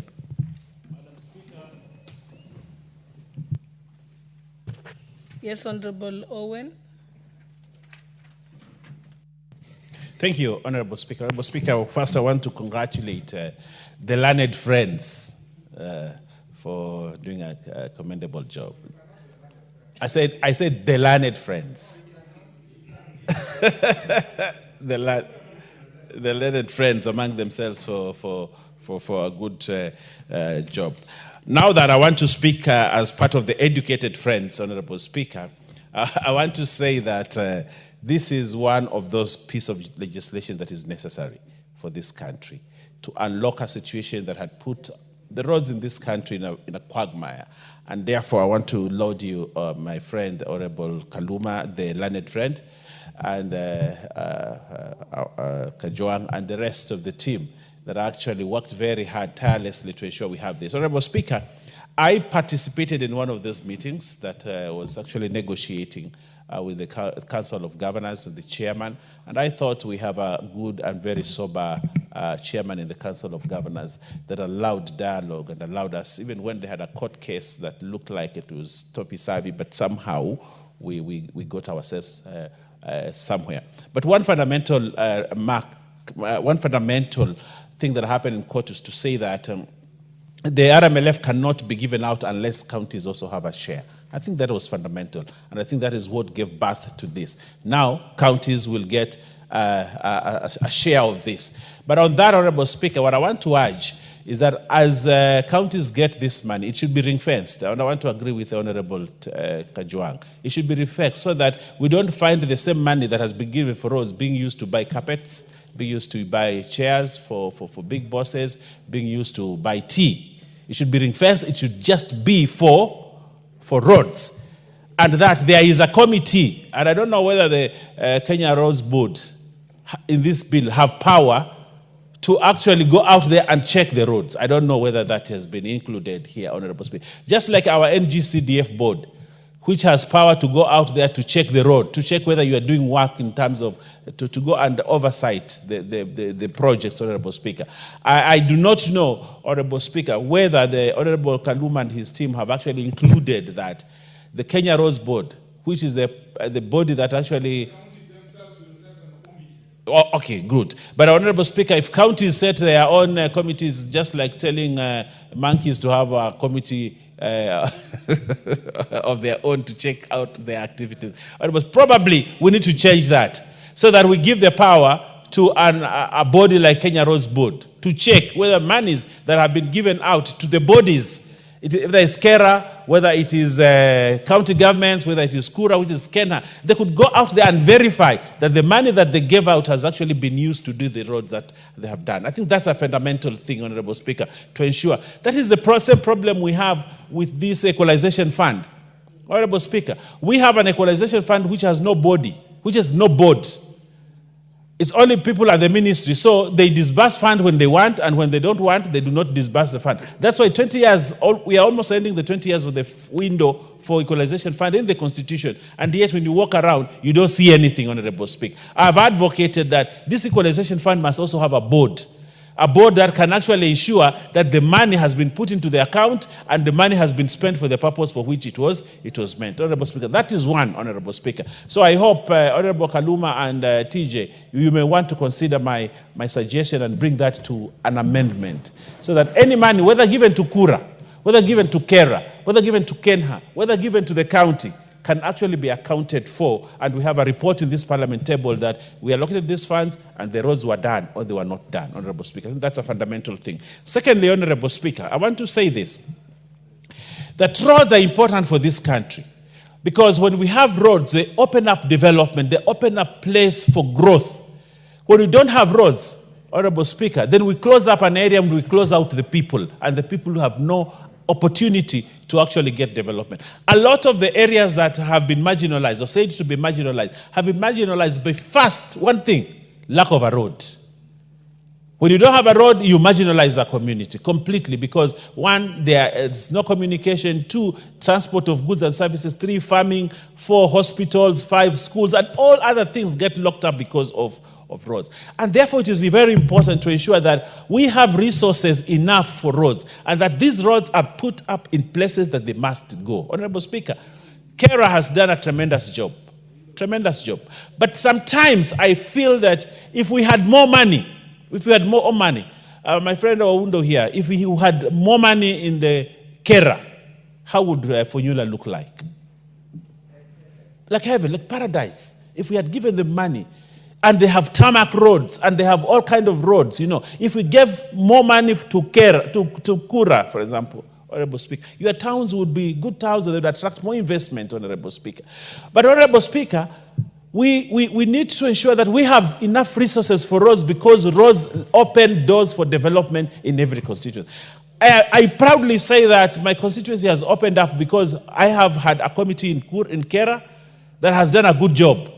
And the engineer in my county has done a good job, Honorable Speaker. And areas that would never have seen development have seen development because of the resources. And therefore, Honorable Speaker, when I look at Schedule 1, and I think that is the fundamental thing in this bill, Honorable Speaker. If you look at Schedule 1, and you see the division, how roads have been classified, Honorable Speaker, I am impressed. There's some good thought have gone into it to ensure that we have roads that go to parts including roads accessing wheat growing areas. And I like that. When I saw that you actually have class W, roads accessing wheat growing areas, and classified rural roads including mining roads. The only thing, Honorable Speaker, that I would have loved to see, and I want to draw the attention of the Honorable TJ Kajwang, you will speak your language later on, my friend, with TJ. Why don't you have roads leading to fishing grounds? Because my place and your place, one of the mainstays and economic activities is fishing. And a lot of times, the roads that lead to the areas where people are fishing are not there. Actually, fish get spoiled on the way because they are very perishable. Because there is no road leading to the ocean or to the fishing ground or to the lake. Honorable Speaker. But I do not know what triggered the thought of saying we have roads accessing wheat growing areas, roads accessing coffee, roads accessing settlement, national park, but yet, and sugar growing areas, tea growing areas. Why did we leave fish? Honorable Speaker, why did we leave fish? Yes. So, Honorable Speaker, I think this is something because if I have money, I can't put it in tea because I don't have tea. I can't put it in wheat because I don't have wheat. But I have an ocean, and you have the lake. Yes, Honorable Speaker. So, Honorable Kaluma, I don't know if you come from Mutembei, but you left to put a classification on roads that leading to fishing grounds. I think that's a big thing that you left. And that amendment, Honorable Speaker, need to be put in here, Honorable Speaker, so that it is specific. So that when I go there and I tell the county government you have money, and that money allows you to do a road to to the fishing ground, Honorable Speaker, or to the landing site for fish, Honorable Speaker, I can authoritatively say you received 10, 20 million, put that money on that road. And they will not budge out of it because you have instructed them through the law, Honorable Speaker. So that is one thing, Honorable Speaker, that we must put. I'm sure my friend, he has always wanted to baptize me. I want to tell him I'm a baptized Anglican. But he always, every time he sees me, he says, oh, I want to baptize you. And he says he has orange water that he wants to use to baptize. To baptize me. Honorable Speaker, interestingly, Honorable Speaker, I think this is a midwifed law, and I think apart from the several amendments that I have picked, Honorable Speaker, which we must do, Honorable Speaker, so that we can strengthen the law. My Speaker, and I want to call you my Speaker, this is a very important piece of legislation that will usher development into areas that for many years have never had roads. And where you have put a road, you can put a water pipe. Where you have put a road, you can put electricity posts. Where you have put a road, Honorable Speaker, but Honorable Speaker, I also like the fact that there are certain schools which are inaccessible. Schools which are inaccessible. But Honorable Speaker, if we put them here also, we are going to open development in the area. And I want to thank the team. And I say I support it, full support. And I want to say, like one of my friends here who keeps on saying, I want to support it with my all body parts. I thank you, Honorable Speaker. Yes, Honorable Oundo, what's your point of order? Honorable Speaker, looking at the time that left before the end of the session, and noting the importance of this particular bill to the people of Kenya, especially rural Kenya, I request that the Speaker, in your wisdom, allow that the debate be now adjourned to another time so that as many people, as many members of Parliament can talk to this matter while addressing their members, their constituents, so that we have enough time. We don't have much time left. Thank you, Honorable Speaker.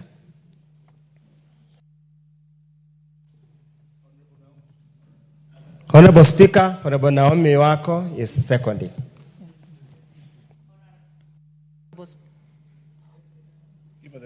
Honorable Speaker, I second because we need many members to contribute to this because this is a very important matter to be debated by all the members because it concerns the entire nation, and I second.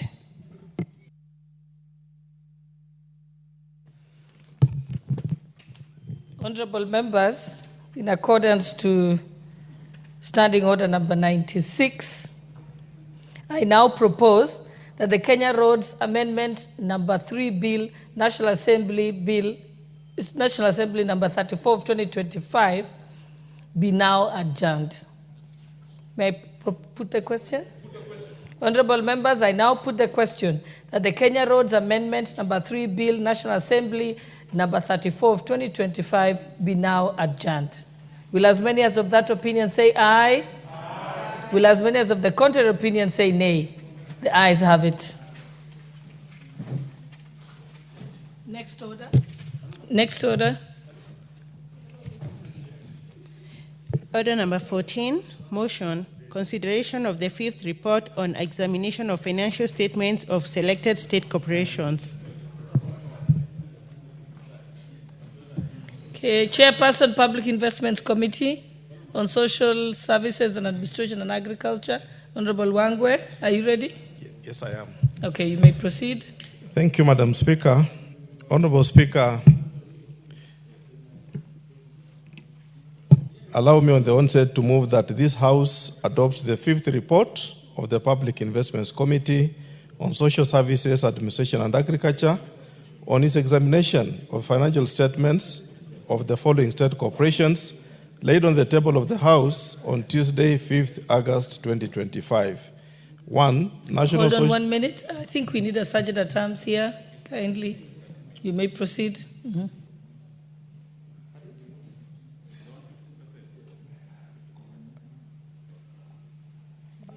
Thank you, Madam Speaker. 1. The National Social Security Fund for financial year 2020-2021. 2. Kenya Marine and Fisheries Research Institute for financial year 2019-2020 to 2020-2021. 3. National Hospital Insurance Fund for financial year 2018-2019 to 2020-2021, and 4, Kenya Broadcasting Corporation financial years 2013-2014 to 2018-2019. Honorable Speaker, allow me to appreciate the commitment of my members, the members of the Public Investments Committee on Social Services, Administration and Agriculture, for taking their time to really concentrate and come up with this very wonderful report. Honorable Speaker, allow me to move the House in two lots, Honorable Speaker. The first lot being the observations as general and their recommendations thereto, and the second lot, Honorable Speaker, being the specific individual parastatal and the observations and recommendations thereon. Honorable Speaker, cross-cutting issues that came up during our interrogation include, Honorable Speaker, 1, lack of possession and ownership document on land and buildings. Honorable Speaker, all these 4 parastatals, Honorable Speaker, showed a sense of lack of possession for either one property, 2 or many other properties, some to even 32 parcels of land, Honorable Speaker, who did not have the ownership documents and their buildings their own, Honorable Speaker. Honorable Speaker, a case in time is the case of Kenya Broadcasting Corporation, whose 32 number parcels of land do not have title deeds or legal documents, Honorable Speaker, including the property onto which, Honorable Speaker, the Broadcasting House is sitting on, LR number 209/5918. Honorable Speaker, there is also the issue, Honorable Speaker, that now the committee felt to recommend, after observing the generality in terms of how much land did not have title deed with respect to Kenya Broadcasting Corporation. Also, Honorable Speaker, National Hospital Insurance Fund, the defunct, does not possess ownership documents for land reference number LR 24968, measuring 10 hectares situated at Karen, valued at 93,712,675. That is the valuation as at that time, not as at now, Honorable Speaker. Further, the parcel of land is in dispute and the matter is in court. Honorable Speaker, since 2008, the matter has been in court and it is still dragging in court. What are we saying, Honorable Speaker? That within 3 months upon adoption of this report, let the accounting officers, Honorable Speaker, liaise with the cabinet secretaries for the respective state corporations, Ministry of Lands, Public Works, Housing and Urban Development, and the National Land Commission, and fast-track the process of acquiring title deeds, resolve disputes between the state corporations, and ensure legal actions are taken against private individuals who have illegally acquired public land. Honorable Speaker, whereas these people, these agencies pose like they don't have the land, the documentation, private individuals, Honorable Speaker, encroach on these parcels of land, and they keep on saying they are in court. So you cannot evict them. They have put an injunction, and Honorable Speaker, public land is in a mess to that extent, Honorable Speaker. Honorable Speaker, we also made a second recommendation that within 6 months upon adoption of this report, the accounting officers through the National Land Commission should prioritize and expedite resolving ownership issues surrounding parcels of land belonging to their state corporations and report its status back to the National Assembly. Honorable Speaker, not just to resolve, but also to make a report back to this House so that the House is acquainted and seized of the ownership of the various parcels of land. Honorable Speaker, the second general issue that cuts across these 4 parastatals is delay in availing documents to the Auditor General. Honorable Speaker, the Auditor General is a constitutional office that requires that any organization and receiving money, public funds, must be audited, Honorable Speaker. And the only body that should audit is the Office of the Auditor General, as provided for under Article 226 of the Constitution, and particularly looking at Section 68(2) of the PFM Act of 2012, read together, Honorable Speaker, with the Public Audit Act. Honorable Speaker, during the audit, it becomes very difficult that the Office of the Auditor General, Honorable Speaker, upon entry and assessing all the audit papers plus the provision of the necessary exit report. Remember, Honorable Speaker, an audit is not just an event of one day. It's a whole process. It takes time, entry into the organization, preparation of the document, writing of the final document, Honorable Speaker, a draft, and then finally preparing the final statement. It's normally a process, but it's still this process, whereas there are various notes back to the agency, they don't respond. But when they hear, Honorable Speaker, that they are coming before Public Investments Committee, all accounting officers with their volumes and volumes of their papers appear before our committees, yet, Honorable Speaker, they don't want to give auditors this document at that time. What do we recommend, Honorable Speaker? That the accounting officers should always comply with the provisions of Section 68(2) of the PFM Act 2012 and submit the required information for audit within the stipulated timelines. Honorable Speaker, remember the case of timelines, which has really been ruled by now, that we must adhere to timelines when it comes to reporting, and similarly, Honorable Speaker, preparation and finalizing of the audited accounts has also the timelines there too. Honorable Speaker, we also made a recommendation that the accounting officer who fails to provide required information for audit pursuant to Section 62(1) of the Public Audit Act, Cap 412B, should be prosecuted for the offense pursuant to Section 62, Part 2 of the Public Audit Act, Cap 412B. Honorable Speaker, the ruling on what to do is in that section. It has already been predetermined, and therefore, Honorable Speaker, the parties who don't comply should just be enforced using that act, Honorable Speaker. Honorable Speaker, there is also the other issue that cuts across matters pending in court. Honorable Speaker, we observed that quite a number of litigations concerning ownership of various properties, debts or debtors, creditors are in court, and the state corporation and other legal matters have been pending before the courts of law for long, despite resolutions of the House through previous PICs. Honorable Speaker, today we are prosecuting our 5th report. There are decisions the House will make, and we have made recommendations on what to do.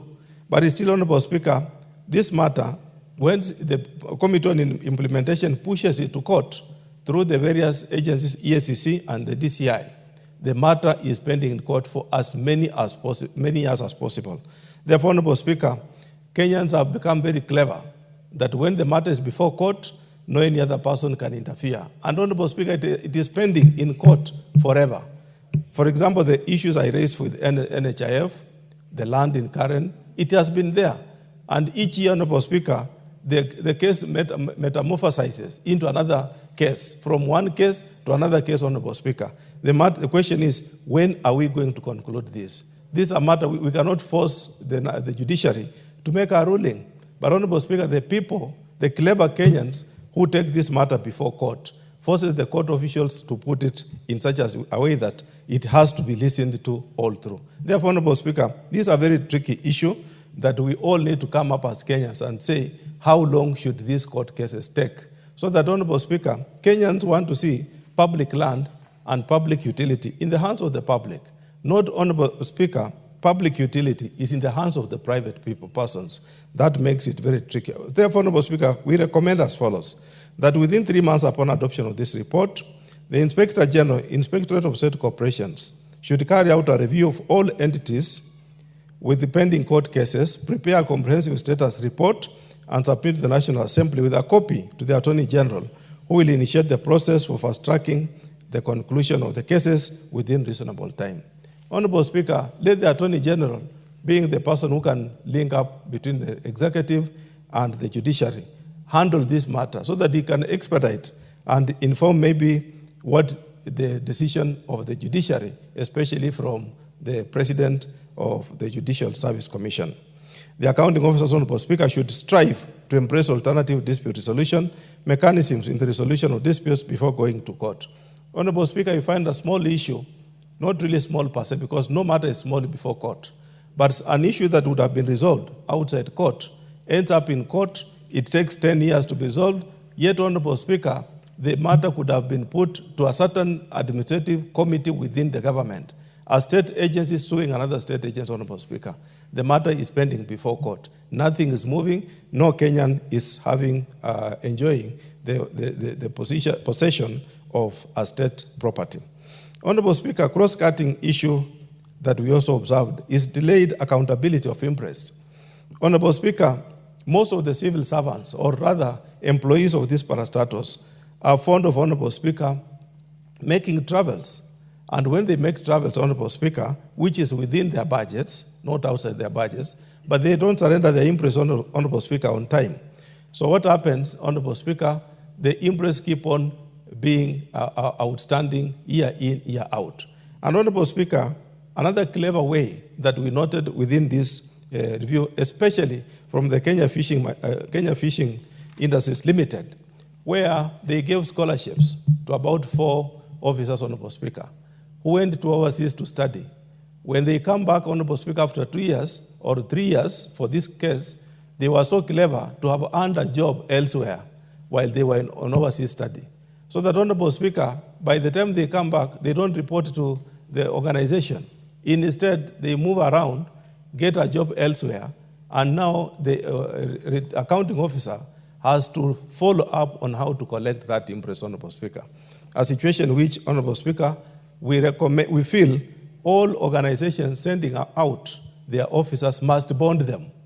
And if they are bonded, Honorable Speaker, they have to live within the terms of the bond so that they impress what is really within the law. What do we recommend, Honorable Speaker? That the accounting officers, to ensure that impress advance to officers is surrendered within the stipulated period of 7 days. Honorable Speaker, the law talks about 7 days after return to the workstation in accordance with Section 93 of the Public Finance Management National Government Regulations 2015. The second recommendation, Honorable Speaker, we felt was that within 6 months of adoption of this report, the accounting officers who will have failed to take necessary steps to ensure that all outstanding impress within their jurisdictions are recovered from the due date should be surcharged the full amount due. Honorable Speaker, the accounting officers are the persons that give this impress. Again, they are the ones, Honorable Speaker, that pay any other dues to the same officers. So if they are not put to pressure to recover this money, Honorable Speaker, they end up just admitting laissez-faire attitude on collection of this money. The other general issue, Honorable Speaker, we found out was the underfunding low budgetary disbursements. Honorable Speaker, this house is a budget-making house. But Honorable Speaker, we don't just make budget on that one day. Budget making, Honorable Speaker, is a process. It begins with the sector working groups, Honorable Speaker, who oversee the sector requirements. Before, Honorable Speaker, they submit a cabinet memo, the cabinet approves, before that budget moves into this house. Therefore, Honorable Speaker, if the user has requested for 200 shillings, why should you give that user 50 shillings? Honorable Speaker, we felt as a committee that let the National Treasury review the overall budget requirement of the various sagas and ministries so that they can budget, allow them resources which are meaningfully within what they are requiring. Therefore, Honorable Speaker, what do we recommend? That the committee recommends that the Cabinet Secretary National Treasury endeavors to allocate and disperse, not just allocate, Honorable Speaker, but also disperse funds as appropriated to the state corporations funded by the national government. The Cabinet Secretary National Treasury should ensure at all times that the budgets are realistic, achievable, and always adhere to annual work plans, procurement plans, and revenue collection capabilities of the respective corporations in compliance with Regulation 44.2 of the PFM National Government Regulations 2015. Honorable Speaker, the most challenge also has been that, yes, this House will appropriate the money. How about disbursement, Honorable Speaker? Year in, year out, month in, month out, no money will move from National Treasury to various sagas. We are also requesting that let the National Treasury adhere to their obligation. Honorable Speaker, allow me to move the House to individual specific agencies as listed in this report. Beginning with the National Social Security Fund, Honorable Speaker.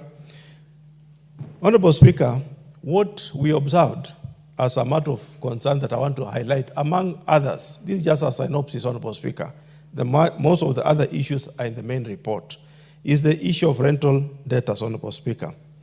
Honorable Speaker, in this financial year 2020-2021, NSSF, Honorable Speaker, witnessed an increase in debtors of 230,962,739.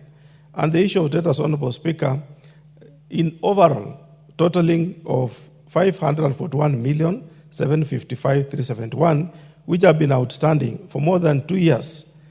And Honorable Speaker, this being 2020-2021, the main issue that the NSSF attributed this shift increase was due to COVID-19 pandemic, which hit the whole world. Honorable Speaker, the explanation for the cause of the delay in covering is untenable, since the 2 years the debts have been outstanding was beyond the issue of COVID-19. Honorable Speaker, most of the agencies, when they appear before us, and you are reviewing the year 2020-2021, the first thing they say is this was a COVID-19 year. But how about, Honorable Speaker, when you go 1 year behind and 1 year forward, you find that the 2-year elasticity check proves that this was not the point. There is much more than the issue of COVID-19. What do we recommend, Honorable Speaker? That within 3 months upon adoption of the report, let the Auditor General review composition and position of the rent debtors and report the subsequent audits, report in the subsequent audit cycle of 2023-2024 in accordance with Article 2294 of the Constitution. So that, Honorable Speaker, we follow up. Let the auditor pick it, and again in the year 2023-2024, report in the final audit as we go forward.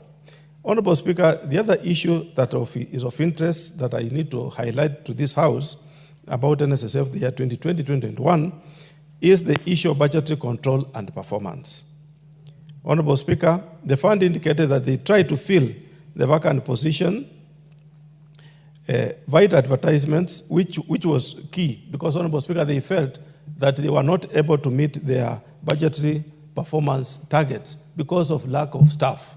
So, Honorable Speaker, they tried to fill this vacancy via a Daily Nation of 2015, but however, Honorable Speaker, the under-absorption of the year ending 30th June 2021 could not be affected by the transactions of 2015. Honorable Speaker, the explanation they did say was that since the year 2015, they had been attempting to fill staff, but to date, they did not have enough staff who could support the checks and balances and the performance of the organization. And they also said, Honorable Speaker, that the delay in recruitment of senior managers and delayed implementation of the Funds Collective Bargaining Agreement, CBA, associated with the court cases may imply that the management had been breaching the legal provisions leading to court cases that even led to wastage of funds, money in form of legal costs. Honorable Speaker, without casting aspersion to the legal professionals, a lawyer, Honorable Speaker, whether he wins the case or not, you'll have to pay him. Whether the matter is successful in court or not, you have to pay. Therefore, Honorable Speaker, upon engaging a legal mind, you know that it's a cost. Therefore, Honorable Speaker, these costs were injurious to the financial performance of the NSSF. What do we recommend, Honorable Speaker? That the accounting officer, to ensure all times that the budgets are realistic, achievable, and always adhere to annual work plans, procurement plans, and revenue collection schedules. 2, the committee, Honorable Speaker, reprimanded the then accounting officer for delay in having the human resource instruments approved on time. Honorable Speaker, whereas they were struggling with engaging the staff, the human resource instruments were not yet approved to really warrant that the NSSF could hire staff at that time. A situation, Honorable Speaker, I want to applaud the current management of NSSF. Now they have the instruments in place. We can see in the recent past there have been engagements of some staff, and we look forward to seeing a new phase NSSF, not NSSF of 2020-2021. Honorable Speaker, allow me to move the House to the Kenya Marine and Fisheries Research Institute, KEMFRI, for financial year 2019-2020 and 2021. And Honorable Speaker, pick a few things that were observed by the committee. There was one issue, Honorable Speaker, that there was a loss of Deep Sea Observatory rover.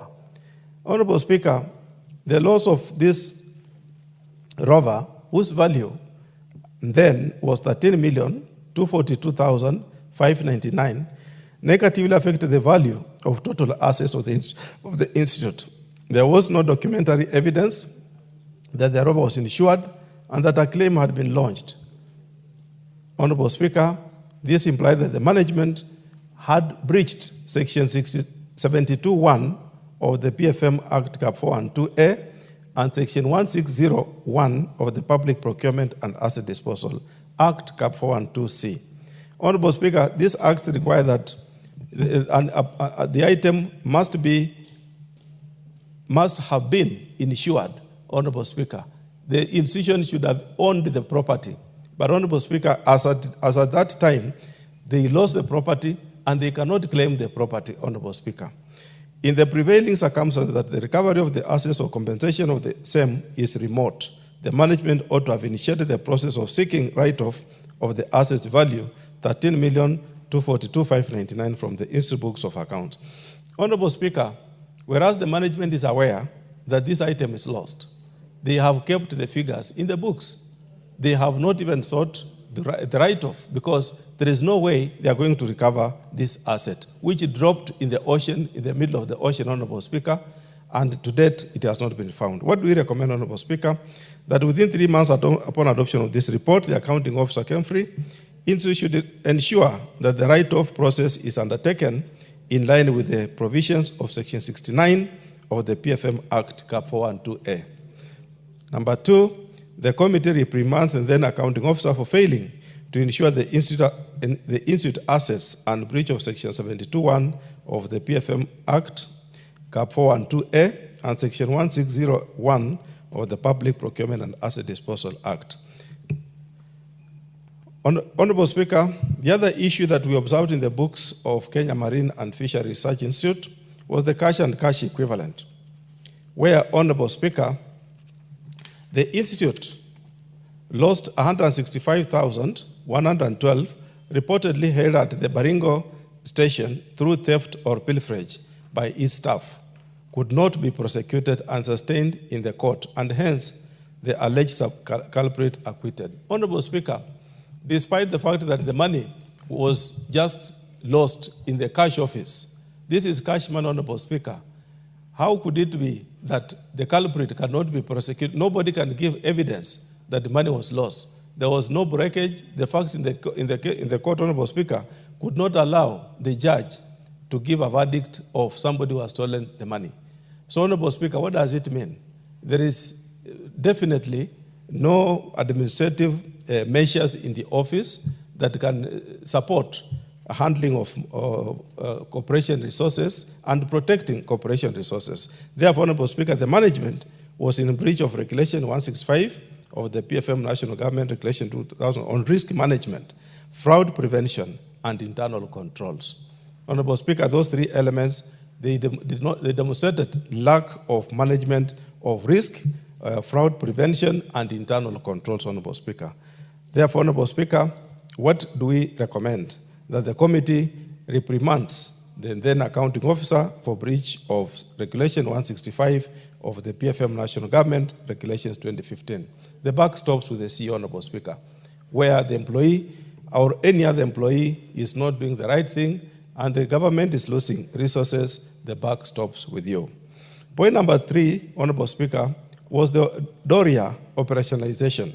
Honorable Speaker, the then accounting officer irregularly transferred 37,886,770 to the State Department for Fisheries, which was in breach of Section 54(1) of the Public Finance Management Regulation 2015, which prohibits payment made out of funds earmarked for specific activities for purposes other than those activities. Honorable Speaker, when we are budgeting, we budget for specific activities. But the accounting officer, Honorable Speaker, decided on his own volition to route 37,886,770 back to the ministry for a project called Doria Operationalization. Honorable Speaker, to date, this money has never been refunded back to Kenya Marine Fisheries Research Institute. For what reason? He says the corporation CEO said that it was instruction from the principal secretary then, whose evidence was not adduced, Honorable Speaker. What does the committee recommend? The committee, Honorable Speaker, reprimands the then accounting officer for breach of Section 54(1) of the Public Finance Management, National Government Regulations 2015. Honorable Speaker, the third agency we want to present the report is National Hospital Insurance Fund, especially financial years 2018-2019 and 2020-2021. Honorable Speaker, the organization reported in this financial year a deficit of 1,156,934,012. Honorable Speaker, this is a huge figure, resulting in reduction in retained earnings to 18,237,948,239. That's a huge, a very material representation, Honorable Speaker, of a deficit. Further, Honorable Speaker, as at 30th June 2021, the fund reported a revenue shortfall amounting to 22,790,080, wherein the actual receipts were 22 trillion, Honorable Speaker. 790,080,000, wherein the actual receipts were 57,918,358,000, against budgeted receipts, Honorable Speaker, of 80 billion, it's not a trillion, it's billion, 80,709,438,000, whereas the actual expenditure for the year amounted to 75,198,084,000, pointing to a dismal performance in the year, and therefore the strategies envisaged, Honorable Speaker, to improve performance did not work, or there were undisclosed revenue leakages. Honorable Speaker, what do we recommend? That within 3 months upon adoption of this report, the accounting officer to submit to the Auditor General for audit comprehensive and well-documented handing over report detailing all the assets, including investments and properties in dispute and liabilities as prepared by the outgoing NHIF management to the incoming Social Health Authority management. The Auditor General, Honorable Speaker, shall audit and submit the report to the committee. Honorable Speaker, this is the year of transition, and so those figures, Honorable Speaker, have to be consistently taken into account and shall form both the closing balance and the opening balances for SHA. Therefore, Honorable Speaker, during the review, when we will be reviewing the audits of SHA, we will be cognizant that these figures must be represented accordingly. Honorable Speaker, under plant and property, there was the issue we noted, Honorable Speaker, of construction of multi-story car park. Honorable Speaker, this is a story that has been around for some time. The project, Honorable Speaker, we visited the project on 20th February 2024, and the committee observed, although the accounting officer indicated that some organizations were currently occupying the building, including Ministry of Environment, Kenya Fishery Services, NACADA, Cabinet Affairs Office, National Land Commission, Kenya Copyrights Board, Water Services Regulatory Board, Cabinet Secretariat, Kenya Roads Board, Kenya Water Towers Agency, and other small private firms, as well as NHIF Nairobi branch office. Only judiciary had stored its documents in one of the floors, and other tenants had vacated the premises. Therefore, Honorable Speaker, when you visit the building, Honorable Speaker, you see a host, what I would call a ghost property, whose occupation does not warrant how much that was invested. This matter, Honorable Speaker, had been dealt in the previous PIC reports, the 16th, 19th, and 21st report, wherein the committee observed unprofessional manner in which the project was executed. So, Honorable Speaker, this comment is not just for me, for my earlier colleagues observed in the 16th, 19th, and 21st as being unprofessional manner in which the project was executed. The previous PIC's Honorable Speaker recommended that the EACC investigate the procurement process of the project and comes up with appropriate recommendations regarding any breach of the law. But Honorable Speaker, no much has moved, no much has been reflected through the EACC, and therefore we also further made the following recommendations: that within 3 months upon adoption of the report, we also insisted that EACC should fast track the investigations on how the project was initiated, feasibility done, construction works procured, how the contract price was varied.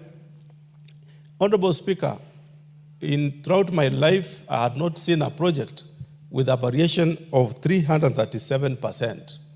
This is the first time I came across a project with a variation of 337% over and above the original contract sum, Honorable Speaker, of 909,709,305 in breach of the law, and eventually how the vehicular lift was introduced midway into the project. Honorable Speaker, this is a project that is a case study of corruption. This is a project that anyone who would want to undertake corruption should have a case study of this project so that he can do it better rather than doing it in an open, blatant way. What happened, Honorable Speaker? There were lifts in the name of which could lift vehicles to any floor. They were begun, they never took off. The building began upside down. And Honorable Speaker, it is better said through a professional investigator by EACC to come and tell Kenyans what happened. Rather than a naked eye, through the books, you cannot really understand what the matter is. Because when you visit the project and see how much the project moved and see the variation of 337%, Mr. Speaker, it's a story that no Kenyan can understand. Honorable Speaker, please give the speaker. What are you saying the nation was the contract price for the project, and what were the contractors demanding as their payment with the variations? Honorable Speaker, the contract upon signing reads the figure 909,709,305. As at the time of conclusion, Honorable Speaker, this project has costed 3.9 billion, transforming into thereabout 333%. And how much has been paid? The entire amount so far is paid. That is that thing next to NHIF. Which was to be a parking. Which was to be a parking, and the entire money is with Kenyans. And that's why it's important, Honorable Speaker, that EACC makes a follow-up to really understand and tell Kenyans how did they lose their money. Have you recommended prosecution? Yes. Yeah, My recommendation, I want to read it. Then you may proceed. Yes, thank you. Thank you, Mr. Speaker. Honorable Speaker, Kenya Broadcasting Corporation as my final agency, where we did observe that the issue on ongoing concern was deliberated in its third PIC report, which was my own report, Honorable Speaker, and upholds the observations and recommendations therein. Honorable Speaker, in this report, we observed that the corporation's corporate governance is considerably weak, thereby exposing the corporation to potential losses, in addition, reputation and operational risks. Honorable Speaker, the corporation is technically insolvent, and its existence as a going concern is dependent upon the support from the government and its creditors. Honorable Speaker, I'm looking at the general view of the financial years 2013-2014 to 2018-2019. Therefore, that is a cross-cutting issue of those various years of KBC. Honorable Speaker, the third issue I look at is the Kenya Broadcasting Corporation took a loan from the Overseas Economic Cooperation Fund, OECF, Japan, in 1989. The National Treasury has over the years serviced on behalf of the corporation. Honorable Speaker, this is an issue which the national government needs to make a decision, and especially the head of National Treasury should look at. The ministry has been paying the loan. It has finished paying the loan to overseas lender. But Honorable Speaker, this loan is in the books of KBC. What does it mean? That when KBC is making its financial statement reporting, it reports with that huge borrowing.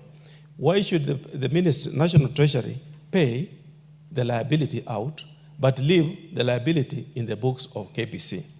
It doesn't make a commercial sense. Instead, it makes all MDs to operate at a deficit, and no day KBC will appear attractive, making it easy for any MD to mess up the accounts of KBC.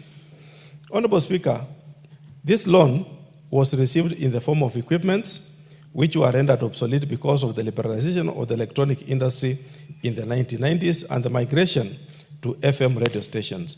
Honorable Speaker, after all, the loan was given in kind, meaning we received the equipments, but over time, Honorable Speaker, the equipments are obsolete. They cannot form part of the strategic investment of the enterprise now. What do we recommend, Honorable Speaker? We recommended that within 3 months upon adoption of this report, the EACC to investigate whether there are any financial leakages, financial impropriety, should any person or officer be found culpable, the DPP to prosecute, initiate legal action with a view to holding the responsibility persons accountable for the financial leakages and financial impropriety. Second recommendation, Honorable Speaker, is that the committee recommends that KBC diversifies its revenue base to reduce over-reliance on government support. Honorable Speaker, in the broadcasting space, how I wish Honorable Kiari would be here. It's not only KBC. We have very many stations. Royal Media is a big house. They make profits. Their balance sheet is healthy. We have very many young broadcasting houses. Yes, KBC is a government broadcasting house, but it is always reporting losses. Why is it that they cannot do something better? Yes, they can. So that's why we are saying they must now reason, think outside the box, and come up with something better. Honorable Speaker, on the issue of land and building, the corporation does not possess ownership document for land and building valued at 6,616,759,000. All that land, Honorable Speaker, they have. They do not possess, most of it, they don't possess corporation documents. Honorable Speaker, corporation parcel land reference number 75893/111/66A, situated at Voi Township, measuring 3.7 acres, could not be located by the valuer at the time of valuation of assets in November 2014. Honorable Speaker, it was very tricky that the corporation has invited a valuer. He's supposed to go on site to value, and he cannot spot trace the land. What does that mean, Honorable Speaker? The land is in paper, but there is no physical land. The corporation's parcel of land reference number 75893/111/64A. The other one was 66A. This is 64A, measuring 0.7413 acres, located at Voi Township and valued at 1,600,000, had been taken over by the Ministry of Mining.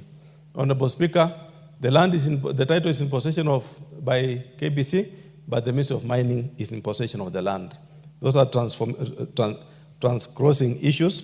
The corporation parcel land reference number LR 11773, Ngong TX station, located at Kajiado County, differed in size, as the letter of allotment indicates that the land is 3.41 acres, which is 13.53 hectares, while information available indicates that the actual size on the ground is 124.79055 acres, valued at 2,700 million.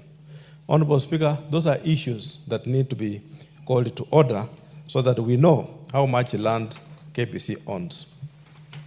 Honorable Speaker, KBC Jamhuri Park land, reference number 15090, measuring 100 acres, was allegedly grabbed, out of which 60 acres was recovered by Kenya Anti-Corruption Commission and was allocated, or rather reverted to Kenya Forest Service, while the corporation was reallocated to 9 acres, leaving land measuring 11 acres, which has not been accounted for as the date of this report. Honorable Speaker, those are issues which need to be clarified. The Kenya Forest Service complains like it has some lien on some land, and the land was 100 acres. Part of it is gone. A few of it, about 11 acres, is not being accounted for. Honorable Speaker, in Kenya, there is nothing as good as land. So when Kenyan, we say 11 acres is not accounted for, it means somebody else is sitting on the 11 acres.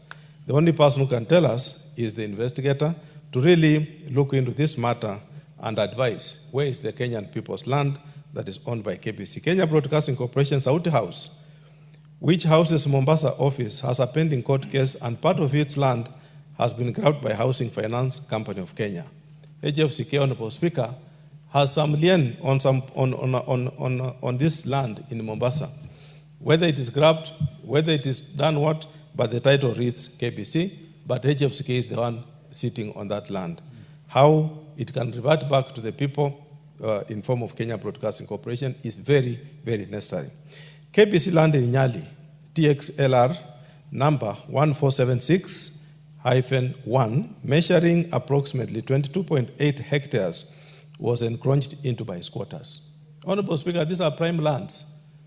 It's now under squatters. We want this land back to the people owned by KBC. So we must help KBC, Honorable Speaker, through this House, so that the issue of land, National Land Commission, Honorable Speaker, through your chair, you be at the chair, must call to order National Land Commission so that they move in and recover back the land that belongs to the Kenyan people into their corporation status. It's not just only KBC. Honorable Speaker, all of my reports I'll be presenting here touches on the issue of land. National Land Commission should do justice to Kenyan people. What do we recommend, Honorable Speaker, that within 3 months upon adoption of this report, the Accounting Officer KBC, in collaboration with the National Land Commission, should expedite the processing of the corporation's title deeds for all the parcels of land owned by KBC. Honorable Speaker, there's no shortcut. We must call National Land Commission to order, and they must make available the title deeds for the land, because KBC is not any other thing but the government itself. We must get it right. That within 3 months upon adoption of this report, the accounting officer should present to the National Assembly comprehensive report on the status of its land parcels with regard to acquisition of ownership documents. Honorable Speaker, our recommendation still insisted that we must have it, and KBC must report back. Honorable Speaker, what is surprising is the asset register of most of these agencies is not updated. And that's why, Honorable Speaker, my colleagues will ask, why should we say they must report back to Parliament? It's because, Honorable Speaker, the only place you capture the assets of a corporation is through the asset register. But when you get the asset register of KBC, Honorable Speaker, it's not updated. Instead of us going for the individual assets, instead of us going to the global assets of the organization, let us individualize and say, let the assets touching on property, plant, and equipment, particularly land, be filed back to Parliament.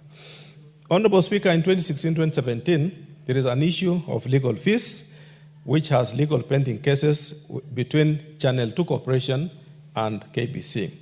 Kenya Broadcasting Corporation, Honorable Speaker, entered into a JV with Channel 2 Group. The agreement allowed Channel 2 Group the right to operate and create broadcasting movies and other programs on KBC stations, formerly known as Metro Television. For those of you who are here, those years, we used to see the Metro TV in Kenya. The total costs arising, Honorable Speaker, out of then, Honorable Speaker, we made the following observation, that the national broadcaster procured the services of 3 firms to provide consultant services on transmission matters at a cost of 9,500,000. Consultant service on accounting issues at a cost of 8,432,000. Consultant service on marketing issues at a cost of 15,785,000, all totaling 33,717,040 shillings. However, the management failed to provide explanation on the reasons for engaging 3 firms, considering that arbitration process had failed.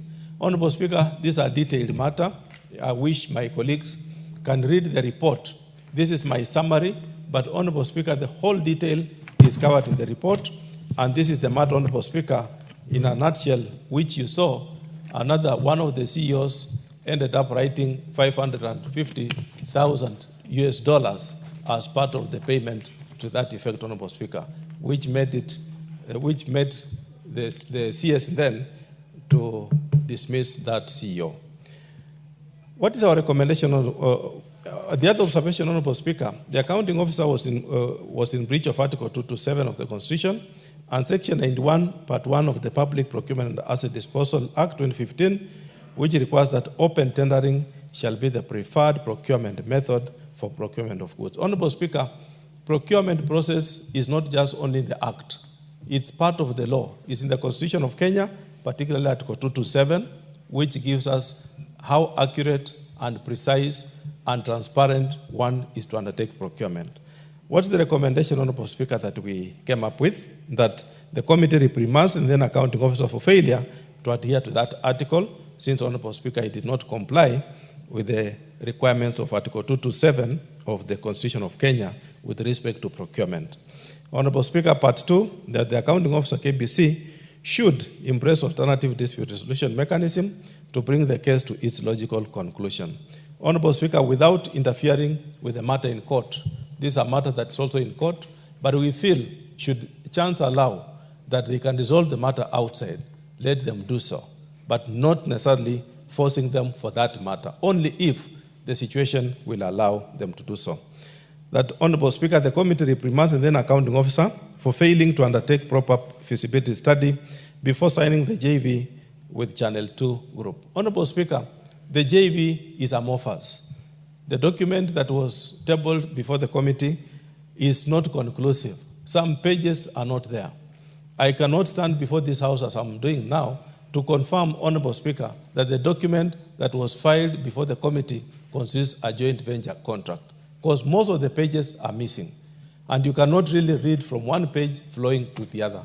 It's a flawed document that we got with that respect. Honorable Speaker, we then recommend that the committee recommends to conduct an inquiry on the circumstances surrounding the joint venture agreement between KBC and Channel 2 Corporation. That, Honorable Speaker, it is not just only the Committee on Public Investments. Generally, we recommend that we open up an inquiry into the joint venture agreement so that we can understand what really happened between the Channel 2 Corporation and KBC. Honorable Speaker, asking the legal team, the matter being before the court in London, we felt we could not open it for now, as maybe part of the issues raised might jeopardize the outcome of the case, and that's why we left it at that level, so that immediately the other part is concluded, we can be able not to really make the process in the court be jeopardized. Otherwise, Honorable Speaker. Is the matter before court under active litigation, or it is just lying there? It's active. Okay. And actually, we are waiting for the decision. Most of the two parties have submitted, and what we are waiting for is the decision by the court. And any kind of disclosure of any information could have jeopardized the outcome of that case. Honorable Speaker, as I wind up, allow me to really thank the Clerk of the National Assembly, together with the Directorate of Committees, particularly the Directorate of Audit Committees. Thank my colleagues for tirelessly working on this report. Thank my Secretariat for taking time to compile 4 agencies at one report. Honorable Speaker, it's very tiresome. And particularly, Honorable Speaker, my colleagues who are in this House, the Honorable Ward Chief, whom I would want him to second the report, the Honorable Kosgei, and all those colleagues who took time to really look into the matters that were canvassed in this report. That it's not easy, Honorable Speaker. It's not taken for granted. As your chair, I'm only eligible to lead the committee, but the issues canvassed here were really dealt with by all the members, whom I want to thank. And also thank you, Mr. Speaker, for giving me ample time on odd days of working in the chamber to sit down with my committee and deliberate. I most sincerely thank you and owe a lot of gratitude to you and the entire House for looking at this report. Thank you, Honorable Speaker. I beg to move and call on the great member of Ndiwa. Honorable Wangu, it is always a pleasure to preside when you are moving a report. And I wish all audit committees would be like this. I know all members who have been with you in this report and the previous one would agree without much debate, including Honorable Dr. Wilberforce Oundo. I can see agrees. But tell me, you are the chair in charge of Public Investment Committee on Social Services, Administration and Agriculture. Yes. What does administration cover? Does it include these matters falling under security, police, and those other? Yes. And this administration covers matters touching on what you mentioned, the Kenya School of Government.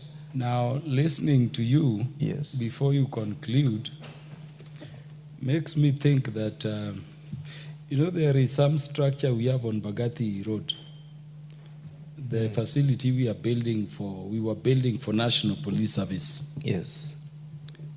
To deal with those specific injuries that they may suffer when they are, securing Kenyans. Yes. We budgeted under the Committee on Administration and National Security then 400 million just to build that thing. Yeah. And if you look at that thing, it cannot be beyond 400 million. It is complete, it is ready. Remember, in terms of implementation, we were told, why contract private people when we have Kenya Defense Forces with engineers who can build it? Yes. Soldiers are available. Implementation went to KDF. KDF contracted it to a third party. And so you see money which was budgeted under the committee, charge of administration and national security, somehow goes out of a known structure to Kenya Defense Forces. Kenya Defense Forces, instead of building it through the soldiers, contracts it to a third party. That facility is not ready. Our police officers are being injured. The contractor is now claiming another 1 billion to deliver that project to serve the police officers. I would request that with this detail, you've always gone through your work with your esteemed committee members, make that your urgent business so that we can deliver that project to the police. So many who are being injured while securing Kenyans. And so that if there is anything like quantity survey in the similar manner you are recommending to NSSF, that ugly thing we are seeing there. Yes. It's crazy when we hear over 3.5 billion has been paid for that nonsense by the road. So go with the speed so that that facility can be available for the purpose that we targeted. The police now only have some facility at Kanyonyo. It's not helping all those police officers. Sure. And so that you can also, protect what I see is a possible, loss of money we would be suffering if you don't intervene quickly. Otherwise, I'm very grateful. You may conclude and call whoever you want to second to do so. Thank you, Honorable Speaker, and thank you for that further assignment. Allow me to pick it up from the answered upon your communication that we've done so. Allow me then to invite my good friend and colleague, the Honorable Ward Chief, I beg to move and ask the Honorable Ward Chief to second.